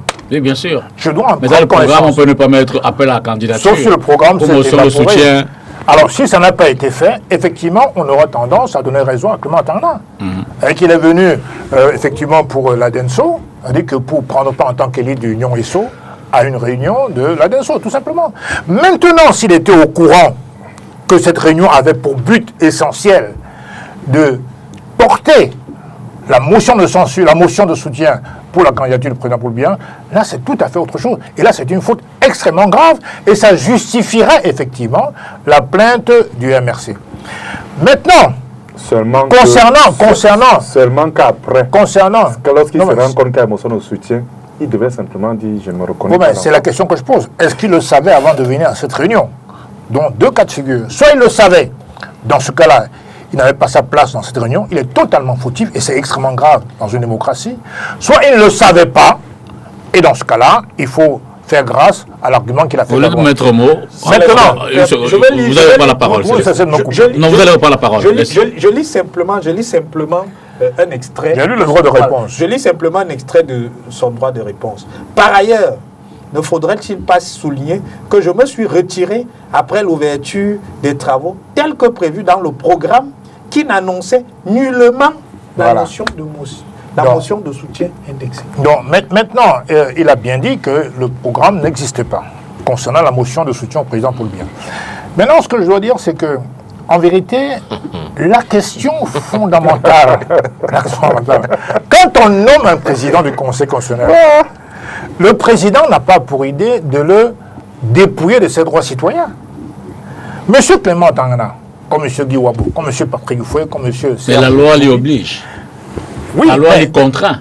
L'y contraint, mais en termes de droits citoyens, il vote qui il veut. Oui, bien sûr. Il a le droit de vote. Oui, bien sûr. Il ne doit pas afficher, il ne doit pas afficher son appartenance. Comme bien les militaires, bien évidemment. Donc, en vérité, la question de savoir s'il savait... On peut voter sans être partisan. On est d'accord. Bien sûr. Est-ce que tous les citoyens sont encartés? Bien sûr que non, évidemment. Heureusement. Donc, il est important de rappeler ici, de rappeler ici que la démarche du MRC est juridiquement correcte et politiquement incorrecte. Il y a beaucoup d'hypocrisie.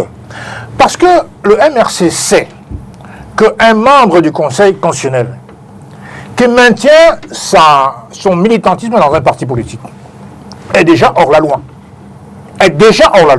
Et comment on fait? Et le MRC aurait dû, depuis 10 ans au moins... Mais est-ce que la plainte. Voilà l'hypocrisie politique. Mais est-ce que Clément Tangana a maintenu son appartenance au RDPC? Il n'a jamais été encarté à RDPC. Voilà. Il n'a jamais, mais justement, il n'a jamais été encarté. Je prends deux cas. Le cas de M. Emmanuel Bondé. Qui a démissionné par la suite. Pas du tout. Si, je pense. Pas du tout. Et le cas de M. pas Minkwaché, l'autre là, le M. Sandong Marou. Il est toujours membre du bureau politique du MRC, du RDPC. Ouais. Et ils sont là. Dans le MRC, si vous étiez honnête, vous auriez dû attaquer cette disposition de la loi. Parce que c'est incompatible de garder sa présence dans un parti politique et être membre du Conseil. Michel Sommet est toujours militant du RDPC. Mais en 2018, nous faisions partie de ceux qui ont recusé certains membres du Conseil constitutionnel. La récusation... pas seulement au MRC, mais cette fois-ci, alors justement, là, effectivement, c'est parce qu'il y a un contexte politique. Nous sommes en zone de pré-campagne électorale. Alors, peut-être que M. Kamto voulait nous dire qu'il n'est pas tout à fait certain que sa candidature serait validée. Donc, il enfourche une démarche, c'est un peu l'art de la guerre. C'est-à-dire qu'il annonce les couleurs. Comment je serais capable, si vous tentez d'invalider ma candidature sur le motif fallacieux, je vais faire encore plus fort.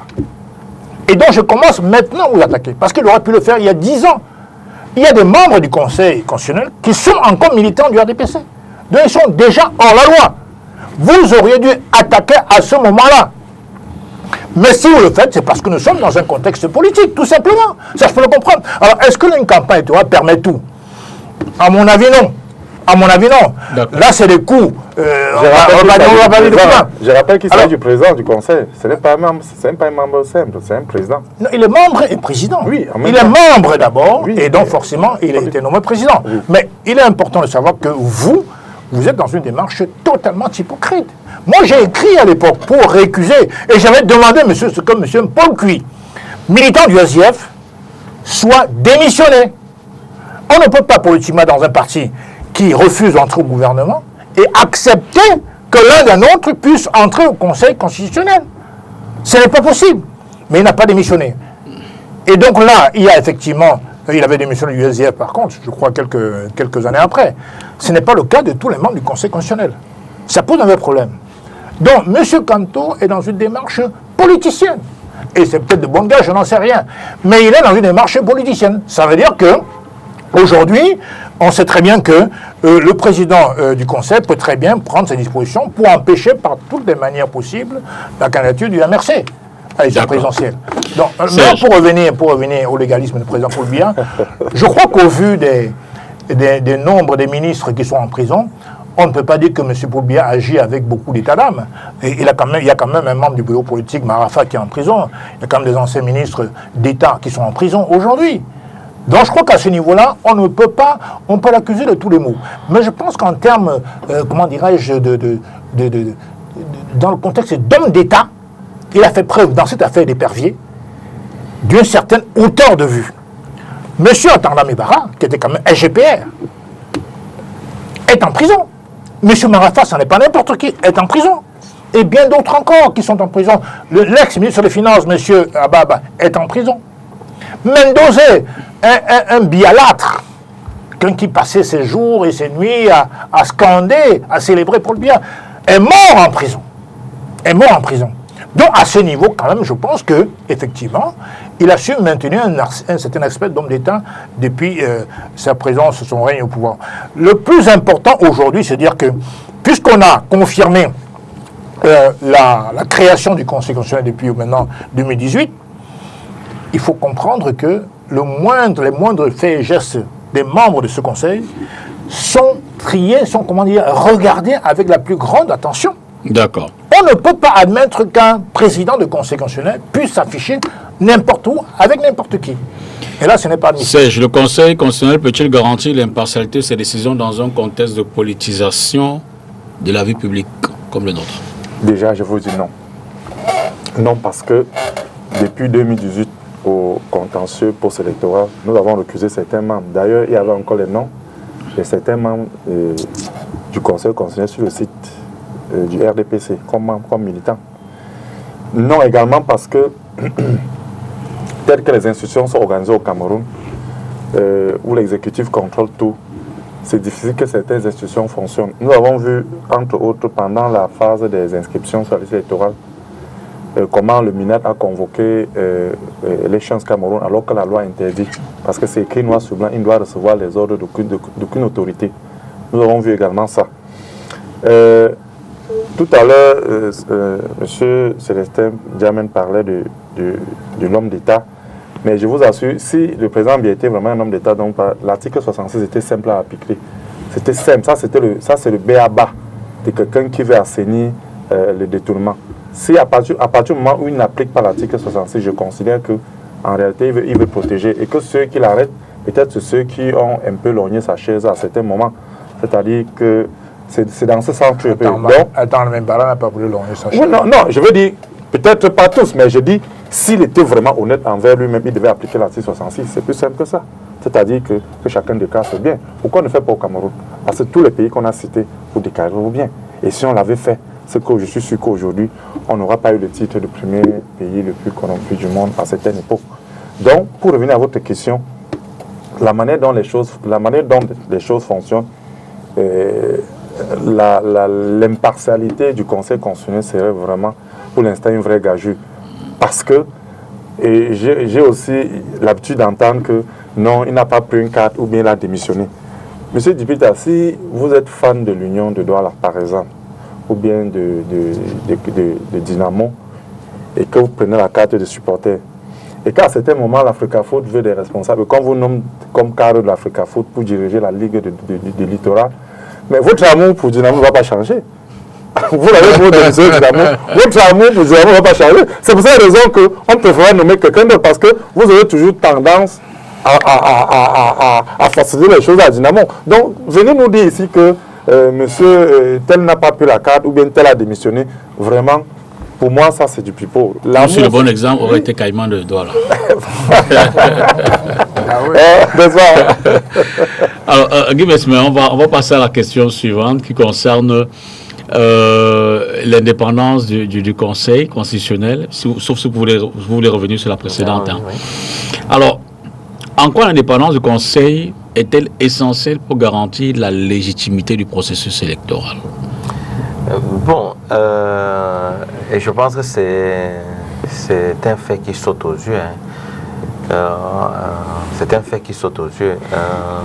Si nous sommes dans un processus électoral, il faut naturellement qu'il y ait un arbitre. Et dans le cadre de l'arbitrage, il faudrait qu'il y ait une certaine neutralité. Parce que s'il n'y a pas de neutralité, il va de soi que le jeu soit faussé d'avance. Comme disaient les copanélistes tout à l'heure, ce n'est pas parce que vous avez domestiqué le tigre qu'il doit cesser d'être carnivore. Donc il y a cette nécessité que les personnes qui vont incarner le Conseil constitutionnel, qui font preuve de probité, et d'une impartialité à nul autre pareil. C'est pour cette raison que vous voyez qu'à chaque moment, il y a des conflits post-électoraux dans notre pays qui naturellement impactent sur la stabilité du pays. Donc c'est pour cette raison que c'est à corps et à cri que nous réclamons au niveau du SDF qu'il y ait cette impartialité qui soit manifeste. Parce que ça, c'est véritablement le problème. Parce que cette impartialité, ce n'est pas vécu, ce n'est pas invécu. Et comme on l'a dit tout à l'heure, les lois qui, naturellement, sont votées pour qui sont votés dans le cadre de ce Conseil constitutionnel, quel qu'en soit ce qu'on doit faire, ce sont les hommes qui doivent les appliquer. Et s'il n'y a pas cette intégrité et que le politique a la possibilité d'influencer sur les décisions ou bien de mettre la pression sur les différents membres du Conseil constitutionnel, vous comprenez avec moi que c'est pratiquement impossible. Donc il est très indispensable pour que la volonté des Camerounais soit respectée dans le cadre des élections. Parce qu'en réalité, quel est le rôle du Conseil constitutionnel? Le rôle du Conseil constitutionnel, c'est de s'assurer que les lois sont appliquées, qu'au niveau des élections, si un parti... Que les lois sont appliquées, qu'elles sont conformes qui sont conformes à la Constitution. En fait, si je dis appliquées, ça veut dire en réalité qu'elles doivent être conformes à la Constitution. Donc, et s'il y a un des partis qui estime qu'il est lésé dans le cadre des élections ou bien des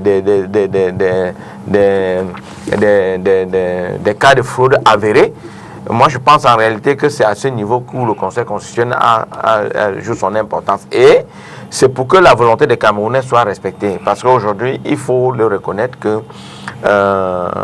les élections au Cameroun sont tronquées d'avance. Et quel qu'en soit ce qu'on peut dire sur la victoire du parti au pouvoir, il faut reconnaître que ce ne sont pas des élections équitables dans notre pays. Parce que le jeu est complètement faussé d'avance. Il en est de même avec les membres, vous voyez, avec les membres de l'ECAM. La plupart des membres de l'ECAM aujourd'hui, ce sont les transfuges du RDPC. Donc naturellement, ça commence à poser problème avec le Conseil constitutionnel également qui s'y mêle. Patrick Rifoué, dans le contexte actuel, en relation avec l'impartialité, peut-on penser que le Conseil constitutionnel pourrait véritablement être impartial à l'égard du processus électoral et de tous les acteurs? Le Conseil constitutionnel du Cameroun est impartial. Et le contentieux électoral de 2018, que tout le monde a suivi, en est la preuve manifeste. Nos amis qui sont allés au Conseil, manifestement ne maîtrisaient même pas la procédure. Comment cela peut se faire? Je dis, ils ne la maîtrisaient pas manifestement. Parce que le texte prévoit que lorsque vous allez au Conseil, il n'y a pas un procureur là-bas qui instruit à charge et à décharge. Donc vous venez avec vos éléments. Tout le monde a vu que nos amis d'en face demandaient au Conseil de fournir les éléments qu'ils n'avaient pas pu fournir. Ce qui est une incongruité totale. Et je me suis retrouvé avec un de leurs avocats qui venait défendre le fait que c'était normal. Il a fallu qu'un de leurs confrères qui était assis à côté lui dise « Non, désolé, cher confrère, effectivement, on n'instruit pas à charge et à décharge. C'est vous qui venez avec vos éléments. Permettez, c'est vous qui venez avec vos éléments de preuve. » Donc, on a des gens qui ne maîtrisent pas les procédures, qui ne connaissent pas la loi, mais qui ont décidé, comme le mauvais élève, de considérer que s'ils ont eu 2 sur 10, c'est forcément la preuve, la faute à la météo, c'est la faute à la maîtresse, mais pas à eux-mêmes. On est quand même dans un pays où, permettez, on est dans un pays où ceux qui vous disent, ceux qui disaient pendant longtemps qu'ils ont gagné l'élection présidentielle, sont en train d'installer leurs organes de base ici à Missolé. C'est-à-dire qu'ici à l'entrée de Douala, ils n'étaient même pas implantés. Mais ils se sont quand même permis de dire qu'ils... C'est un concept permanent, permettez, cher monsieur, je suis simplement en train de rappeler que votre implantation géographique ne vous permettait même pas de toucher 30% des Camerounais. Il y a de nombreuses zones, et moi je fais le Cameroun profond, il y a de nombreuses zones où des partis comme celui-ci, on n'en a jamais entendu parler. Jamais. Donc, il faut apprendre à être sérieux. Dans la plupart des pays africains où il y a eu alternance, on n'a pas modifié les institutions. Mais au Cameroun, ils vous disent tout le temps, les institutions sont mauvaises, c'est elles qu'il faut changer. Ils ne disent pas non, nous ne sommes pas suffisamment bons. On a une opposition qui a le même discours depuis 1990. Commencez par réviser votre logiciel si vous voulez que les Camerounais vous suivent. Parce que c'est ça la vérité. Vous n'êtes pas assez bon pour que les Camerounais vous fassent confiance. Les Camerounais ont vu comment vous avez géré Survival, l'équivalent d'une petite boutique au marché Mbopi. Vous avez été incapable de la gérer. Et vous voudriez que les Camerounais... Pardon? MS avait une boutique? Non, le montant de Survival, c'était l'équivalent d'une petite boutique. Il y a qui aurait des PC qui peut gérer même une épicerie. Il y a qui aurait des PC qui peut gérer même une épicerie. Il n'y a personne au RDPC. Je suppose que le sénateur Ngouchingé n'appartient pas au RDPC. Je suppose que Charles Tawamba n'appartient pas au RDPC. Il y en a combien comme ça au SDF, monsieur le maire? Il y en a 16 Donc je dis, soyons sérieux, le sujet, ce n'est pas la réforme des institutions. Les membres du Conseil constitutionnel sont impartiaux dans le prononcé des décisions qu'ils ont à connaître. C'est à ce moment-là qu'on leur demande d'être impartial, c'est-à-dire de juger en toute objectivité au regard des pièces qui sont fournies par les différentes parties. Je rappelle que le Conseil ne fournit aucune pièce aux parties au procès. Vous venez avec vos éléments, c'est sur la base de ces éléments que le Conseil... Ça, c'est la tricherie. Je voulais dire... Attendez, permettez. Je voulais dire à M. Rifoué que ça, c'est la tricherie. Ah bon? Vous savez pertinemment que dans le cadre du contentieux électoral, les procès-verbaux qui sont fournis par les partis d'opposition, ne font pas foi. C'est l'ECAM, ce sont les procès-verbaux de l'ECAM qui font foi. Dites-moi par quelle alchimie est-ce que ces partis d'opposition devaient entrer en possession de ces procès-verbaux, puisque au niveau du contentieux, ces procès-verbaux ont été rejetés. Aviez-vous vous ne déjà pouvez les pas, vous ne pouvez pas. procès-verbaux? Comment vous dites qu'il Est-ce que n'avait vous pas de aviez les procès-verbaux Moi, je veux dire en réalité que Est-ce vous que ne les pouvez pas. procès-verbaux D'ailleurs, s'il vous plaît, s'il vous plaît, on n'a même pas besoin Est-ce dans que un les pays sérieux, procès-verbaux que vous avez fournis en 2018 ont été dans un rejetés? pays Non. sérieux, on n'a pas besoin, dans un pays sérieux, on n'a pas besoin qu'un parti d'opposition puisse amener les procès-verbaux pour se justifier. Mais, monsieur le maire, Moi, je pense que vous n'avez pas fourni de procès-verbaux et ils ont été rejetés. Je vais répondre. Merci de m'avoir donné l'opportunité, M. Rufoué. Je rappelle que M. Clément Tangana, en lieu et place du Conseil constitutionnel, quand il était encore à la Cour suprême, À la Chambre administrative, nous avons apporté l'élection municipale législative 2013. Nous avons apporté des PV à son niveau et il a rejeté. C'est-à-dire que quand vous êtes en train de demander des preuves, c'est quoi les 32 PV dont on parlait? Nous avions ces PV. Vous ne les aviez pas. Laissez-moi parler, laissez-moi parler, laissez-moi poursuivre. Je vous ai suivi. Alors, qu'est-ce qui se passe? Quittant de la commission locale, commission communale, commission départementale, alors il faut qu'on rappelle une chose aux Camerounais. Un procès verbal, c'est un verbatim et ça se signe sur toutes les pages. Qu'est-ce qu'ils ont fait? La page des statistiques, ils ont arraché, ils ont modifié les chiffres et ils ont inséré. Nous, maintenant, au contentieux, nous avons dit, OK, comme nous disons que les chiffres ont été changés, comme Elecam, les PV d'Elecam font foi, nous avons ce 32 PV. Que Elecam dépose ces PV et nous déposons, et vous prenez n'importe qui dans la salle et on fait la comparaison. Pourquoi est-ce que si le président du conseil constitutionnel s'il était honnête et qu'il cherchait la vérité, il devait seulement chercher moi à nous humilier? Parce que si je dis que j'ai le mien, demandez à Elecam de poser, humiliez-moi, montrez-moi que je suis le bandit. Mais vous savez par exemple que Maître Michel Ndo qui a finalement dit que vous n'avez pas... Non, mais attendez.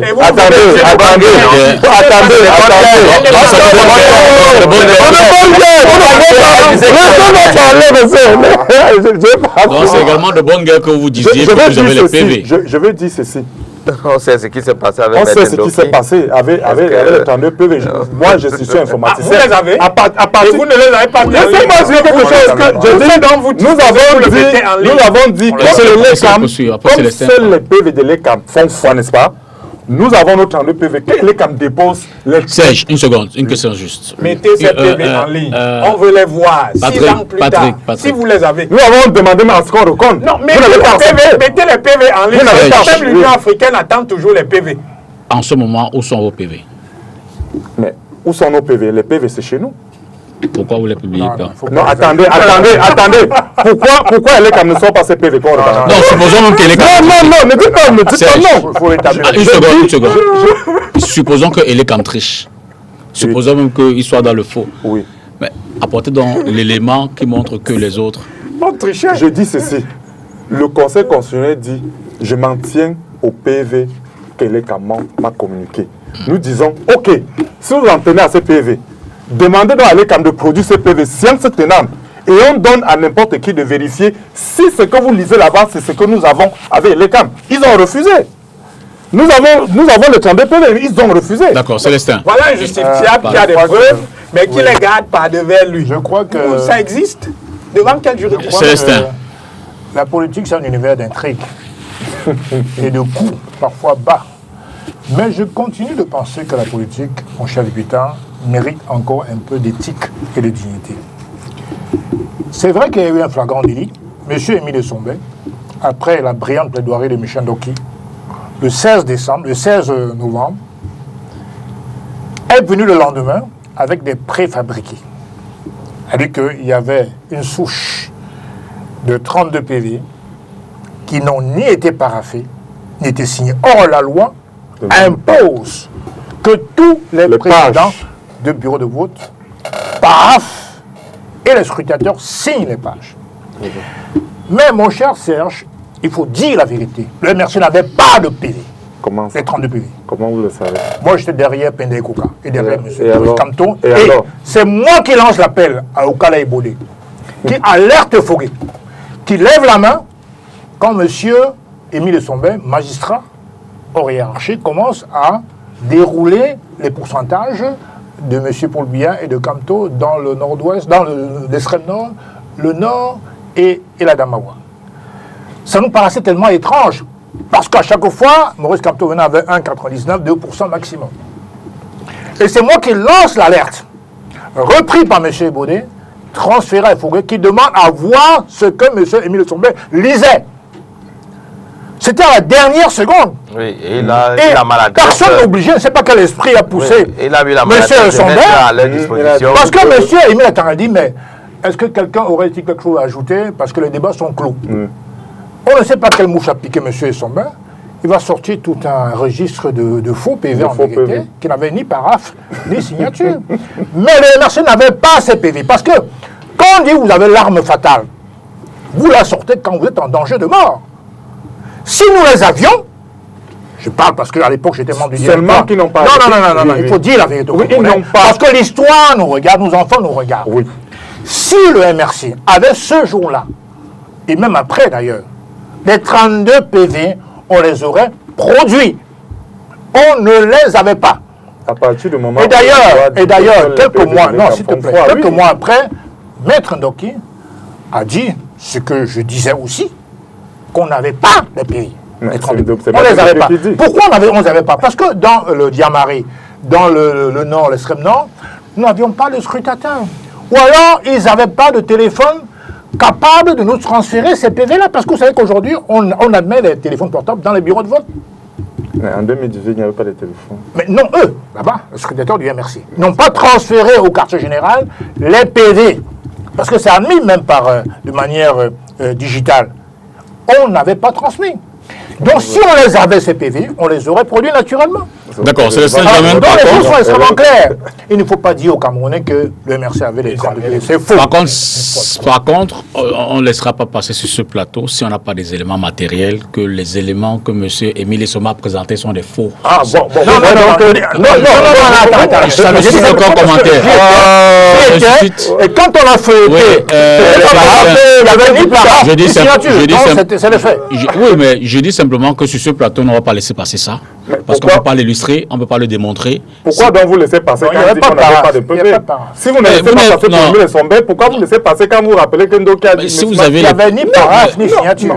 Mais on ne vous a pas vu présenter les PV. On peut au moins dire que vous n'avez pas présenté les PV, ou non? On peut le dire. Quelle était la question? Non, attendez. Quelle était la question? Attendez. Moi, je peux dire que vous n'avez pas présenté les PV. Même si vous les aviez, il y a un fait. Vous ne les avez pas présentés. Première chose. Mais je ne peux pas dire, en ce moment, que les éléments que M. Sombé a présentés sont des faux. Je ne peux pas le dire. Et permettez Vous ne pouvez pas le dire, mais je crois que c'est monsieur... Les PV normaux doivent contenir les paraphes. D'accord. Par mesure prudentielle, ce qu'il dit l'engage. Et je ne voudrais donc pas que ce qu'il dit viennent nous engager. Non, ça l'engage. C'est les faits vécus, c'est les faits vécus. C'est pour ça que je m'en débarrasse. C'est sans commentaire.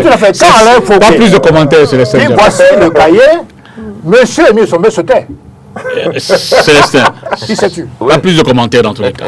En fait, c'est ce que je voulais relever. Alors, question pour sortir, pour terminer. La perception d'une éventuelle proximité entre le Conseil constitutionnel et le pouvoir en place peut-elle affecter la confiance des citoyens dans les institutions camerounaises? Guy Mespin. Moi, je pense que, je crois qu'à l'entame, nous l'avons déjà dit. Ce n'est plus un secret pour personne de reconnaître que la plupart des institutions au Cameroun sont inférieures au pouvoir en place. Et je crois que si vous prenez n'importe quel secteur, si vous prenez la justice, je crois que les Camerounais vous diront qu'il n'y a pas de justice. Si vous prenez peut-être le Conseil constitutionnel, ils vous diront la même chose. Si vous voyez par exemple au niveau de l'Assemblée nationale, au niveau du Sénat, les Camerounais n'ont plus foi aux institutions qui sont censées incarner les valeurs de la République. Juste parce qu'en réalité, il y a suffisamment d'injustice et que le pouvoir a une forte mainmise sur l'ensemble des institutions du pays. Donc, du coup, le citoyen lambda ne peut en aucun cas avoir confiance à ces différentes institutions. Aujourd'hui, quand on va aux élections, qu'est-ce qui a créé le découragement au niveau des inscriptions sur les listes électorales ou bien au niveau de la faible participation au niveau des votes? C'est parce que le citoyen lambda considère que son vote n'est pas pris en compte. Et comme venait de le dire M. Célestin Diamen, les procès-verbaux sont fabriqués au guise et au choix en fonction des orientations ou bien des résultats que le RDPC veut bien obtenir. Vous allez voir par exemple le cas du Nord-Ouest où on se rend compte que c'est uniquement le RDPC qui a participé, concouru au suffrage dans le Nord-Ouest. Ils ont raflé presque tout. Donc vous voyez, aujourd'hui, on est suffisamment découragé. Mais ce que nous disons aux populations, c'est que il faudrait une forte mobilisation. Que les gens doivent continuer à s'inscrire et les gens doivent se mobiliser pour défendre leur vote. Et je crois que c'est seulement sur cette base-là qu'on peut peut-être espérer changer la donne. Mais s'il faut penser qu'on peut se fier aux institutions actuelles et espérer un changement quelconque au niveau de la République, c'est peine perdue. Donc voilà à peu près ce que nous pouvons dire en ce qui concerne. Proximité du Conseil constitutionnel, confiance des citoyens, Serge Youbi, est-ce que cette proximité-là peut affecter l'intérêt des citoyens à participer au processus électoral? Oui et non. Ça peut affecter des citoyens qui ne sont pas suffisamment avertis parce que la vie politique, la vie d'une nation, c'est un construit permanent. Et il faut avoir un moral d'acier pour l'affronter parce que si vous pensez que les gens vont vous faire de cadeaux, vous allez abandonner la vie politique. Et c'est pour cette raison que quand vous prenez l'histoire de tous les pays qu'on a cités tout au long de l'émission, les États-Unis, la France, et vous regardez l'histoire politique, c'est au moins 2 siècles de combat. Donc si les compatriotes pensent que simplement à cause d'une petite difficulté, ils vont abandonner le combat, c'est une faute, c'est une erreur. Il faut être, puisqu'on n'a pas 2 pays, il faut se réarmer. Même ceux qu'on a rejetés leur enrôlement, je leur demande de saisir le juge administratif parce qu'en réalité, c'est une méthode pour le RDPC d'exclure davantage l'engouement qu'il y a eu depuis 2018.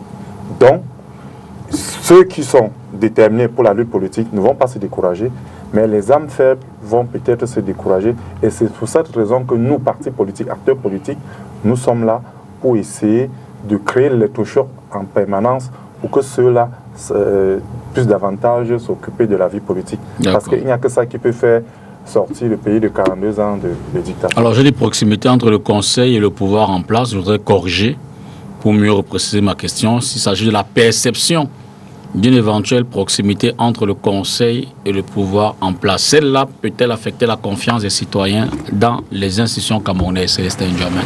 Oui, bien entendu, parce qu'en vérité, je pense que la fiabilité d'un organe ou bien d'un régime dépend de l'image qu'elle projette et de la perception précisément des citoyens de ces institutions. Aujourd'hui, nous avions demandé, moi je le demande depuis 25 ans, la mise en place d'une commission nationale indépendante sur le plan électoral.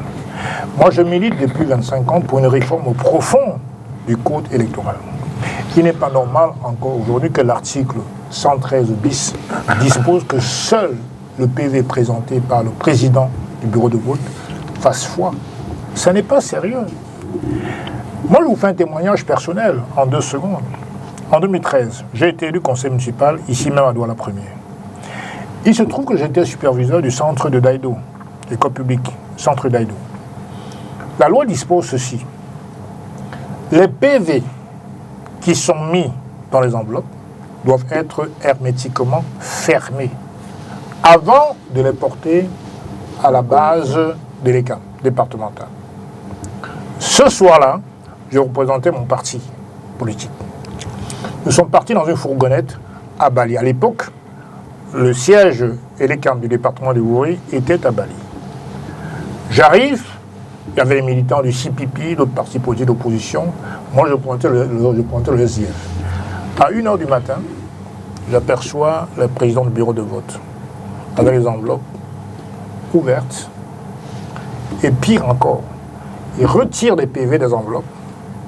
Ils avaient l'effaceur liquide, là, je ne sais pas comment on appelle ça. Correcteur. Ils passent ça sur les chiffres officiels. Officiels. Il met les chiffres qu'on lui a demandé de mettre. Et c'est ça que la dame a reçu. Et c'est ça qui compte selon la loi. Autrement dit, dans le bureau de vote, le MRC, le SIE peut gagner, mais à 2 h du matin, les résultats sont tout autres. Exact. Il n'y a pas 2 scrutateurs. Il y a un président du bureau de vote qui fait valoir son PV, qu'il a modifié à la dernière minute. C'est inadmissible.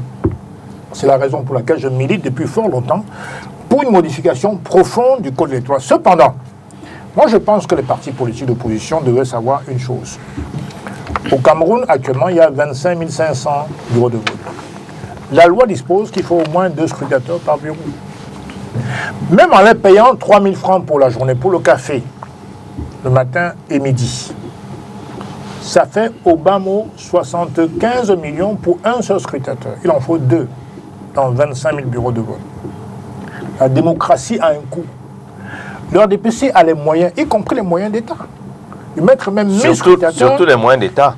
1000 scrutateurs par bureau de vote. Donc je dis ceci très clairement aux citoyens camerounais, aux Camerounais. Tant qu'on n'a pas résolu la question du coût de la démocratie, le RDPC gagnera toujours, malheureusement. Ils sont dans tous les hameaux. Quand on dégage un budget d'environ 1,9 milliard, vous savez combien prend le RDPC? Environ 1 milliard, 1,5 milliard. Le reste, c'est vous vous débrouillez. Ils sont partout. Ils sont dans leur... Mais la loi aussi définit la répartition, non? C'est eux qui font là. Alors, justement, c'est parce qu'en vérité, qu'est-ce que... c'est la loi. Qui se passe... Non, il n'existe pas de mauvaise loi. Non, ça pose une vraie problématique. Un magistrat me l'a rappelé ici, j'étais en direct, qu'il n'existe pas de mauvaise loi. À partir du moment où la loi est votée, elle doit être appliquée. Oui, d'accord. Le problème, c'est le financement des partis politiques. Parce qu'en période de campagne, on devrait mettre tout le monde sur le même pied d'égalité, sans tenir compte de la proportionnalité. Exactement. Parce qu'il faut, quand on dit démocrate, je suis démocrate, on offre les mêmes chances à tout le monde.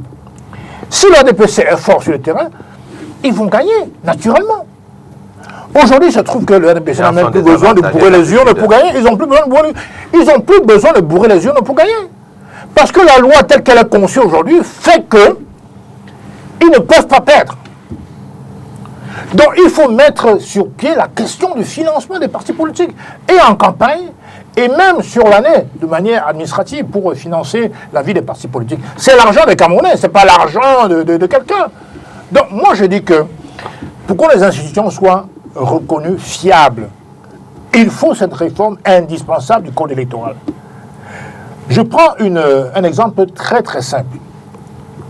Quand on va en campagne politique, on vous dit il faut déposer les listes, il faut investir les gens.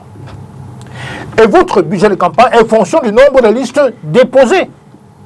Il y a des partis politiques par limitation, parce qu'ils n'ont pas, comment dirais-je, assez de comités de base, d'unités, de cellules, effectivement, qui ne peuvent pas investir les 360 communes. Et par conséquent, ils auront un nombre de listes forcément limité par rapport à ceux du RDPC. Il y a des villages entiers où il n'y a pas d'opposition. Je ne parle pas que du Sud. Il y a des régions, des villages où il n'y a pas d'opposition. Comment voulez-vous que sans financement des partis politiques, légalement parlant, on puisse battre le RDPC? Il faut poser les vraies questions. Si on va passer notre vie à tourner autour du pot, avec ces lois-là, même 200 ans, le RDPC restera toujours au pouvoir, que vous le vouliez ou non. Parce que la loi en est ainsi conçue. Il faut donc, l'une des solutions, il faut une vraie commission échevinale, un peu comme dans les tribunaux de commerce. Il y a une partie des travailleurs qui sont magistrats, une partie des syndicats de patrons qui sont magistrats. Et donc ça forme un ensemble équilibré. Mais tant que LECAM, c'est le président de la République, président d'un parti en compétition qui nomme différents éléments, M. Sousset, on sait, c'est un ancien militant du RDPC, il est nommé par le président de la République, M. Eno Abraham, etc., etc. Donc ça veut donc dire qu'aujourd'hui, les conditions pour qu'il y ait une vraie alternance sont biaisées. Et il y a des militants du RDPC qui militent aussi pour le changement du code électoral. La dernière question pour Patrick Rifoué. Simplement. Alors, le débat sur la partialité ou non du président du Conseil constitutionnel, vous paraît-il, ce débat? Un mauvais procès, une actualité opportune, nous sommes en année préélectorale, ou pour finir, une interpellation pour un jeu démocratique serein pour tous les acteurs engagés. C'est un acte préparatoire à l'insurrection préélectorale que le Un acte préparatoire. Oh là là. un acte préparatoire à l'insurrection préélectorale que le MNC prépare. Tout le monde, pardon, je pense que ceux qui ont lu je n'invente rien. Même le président du Conseil constitutionnel vous voit venir, donc je suis désolé. Tout le monde voit bien le pied dans la porte que vous essayez de faire. C'est un problème pour vous. Hein. Ce n'est pas, pour moi, ce n'est pas le plus important. J'entends beaucoup de gens ici parler de réformes. Et ils m'ont indiqué tout à l'heure que je n'étais pas exhaustif quand je faisais les comparaisons. Je vais donc refaire la comparaison. Moi aussi, je suis pour qu'on modifie la loi. Et qu'on fasse comme ça se passe en Occident. En France, Célestin le sait, c'est le ministère de l'administration territoriale qui organise les élections. Je suis donc pour qu'on ramène les élections au ministère de l'administration territoriale. Aux États-Unis,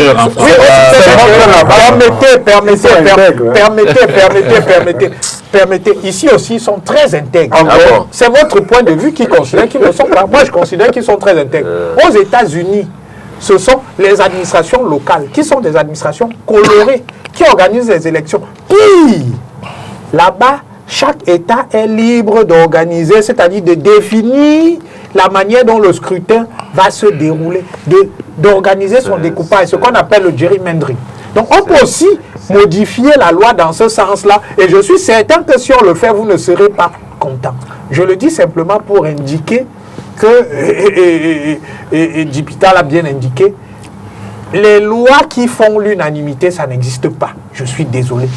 Les lois porteront toujours des insuffisances du point de vue d'un individu ou de l'autre. Moi, le conseil que j'ai envie de vous donner, c'est travailler pour vous-même.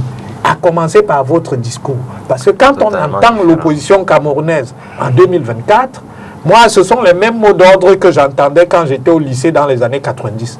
Vous êtes incapable de renouveler votre discours et vous voulez que les Camerounais croient en vous. Non, ce n'est pas sérieux. On croit en vous. On croit en vous. On croit en vous. J'ai entendu Célestin vous rappeler tout à l'heure que le RDPC n'a pas besoin de tricher pour remporter les élections. Mais dis ça, ça ne veut pas dire que vous êtes fort.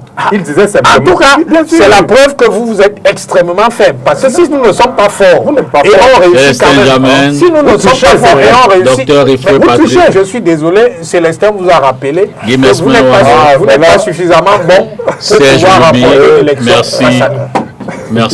Merci d'avoir participé à l'émission de ce soir, évidemment, pour apporter la réflexion sur un sujet d'actualité autour du président du Conseil constitutionnel. Merci à vous d'avoir regardé cette autre édition de Cartes sur table. Bonsoir et à mardi prochain.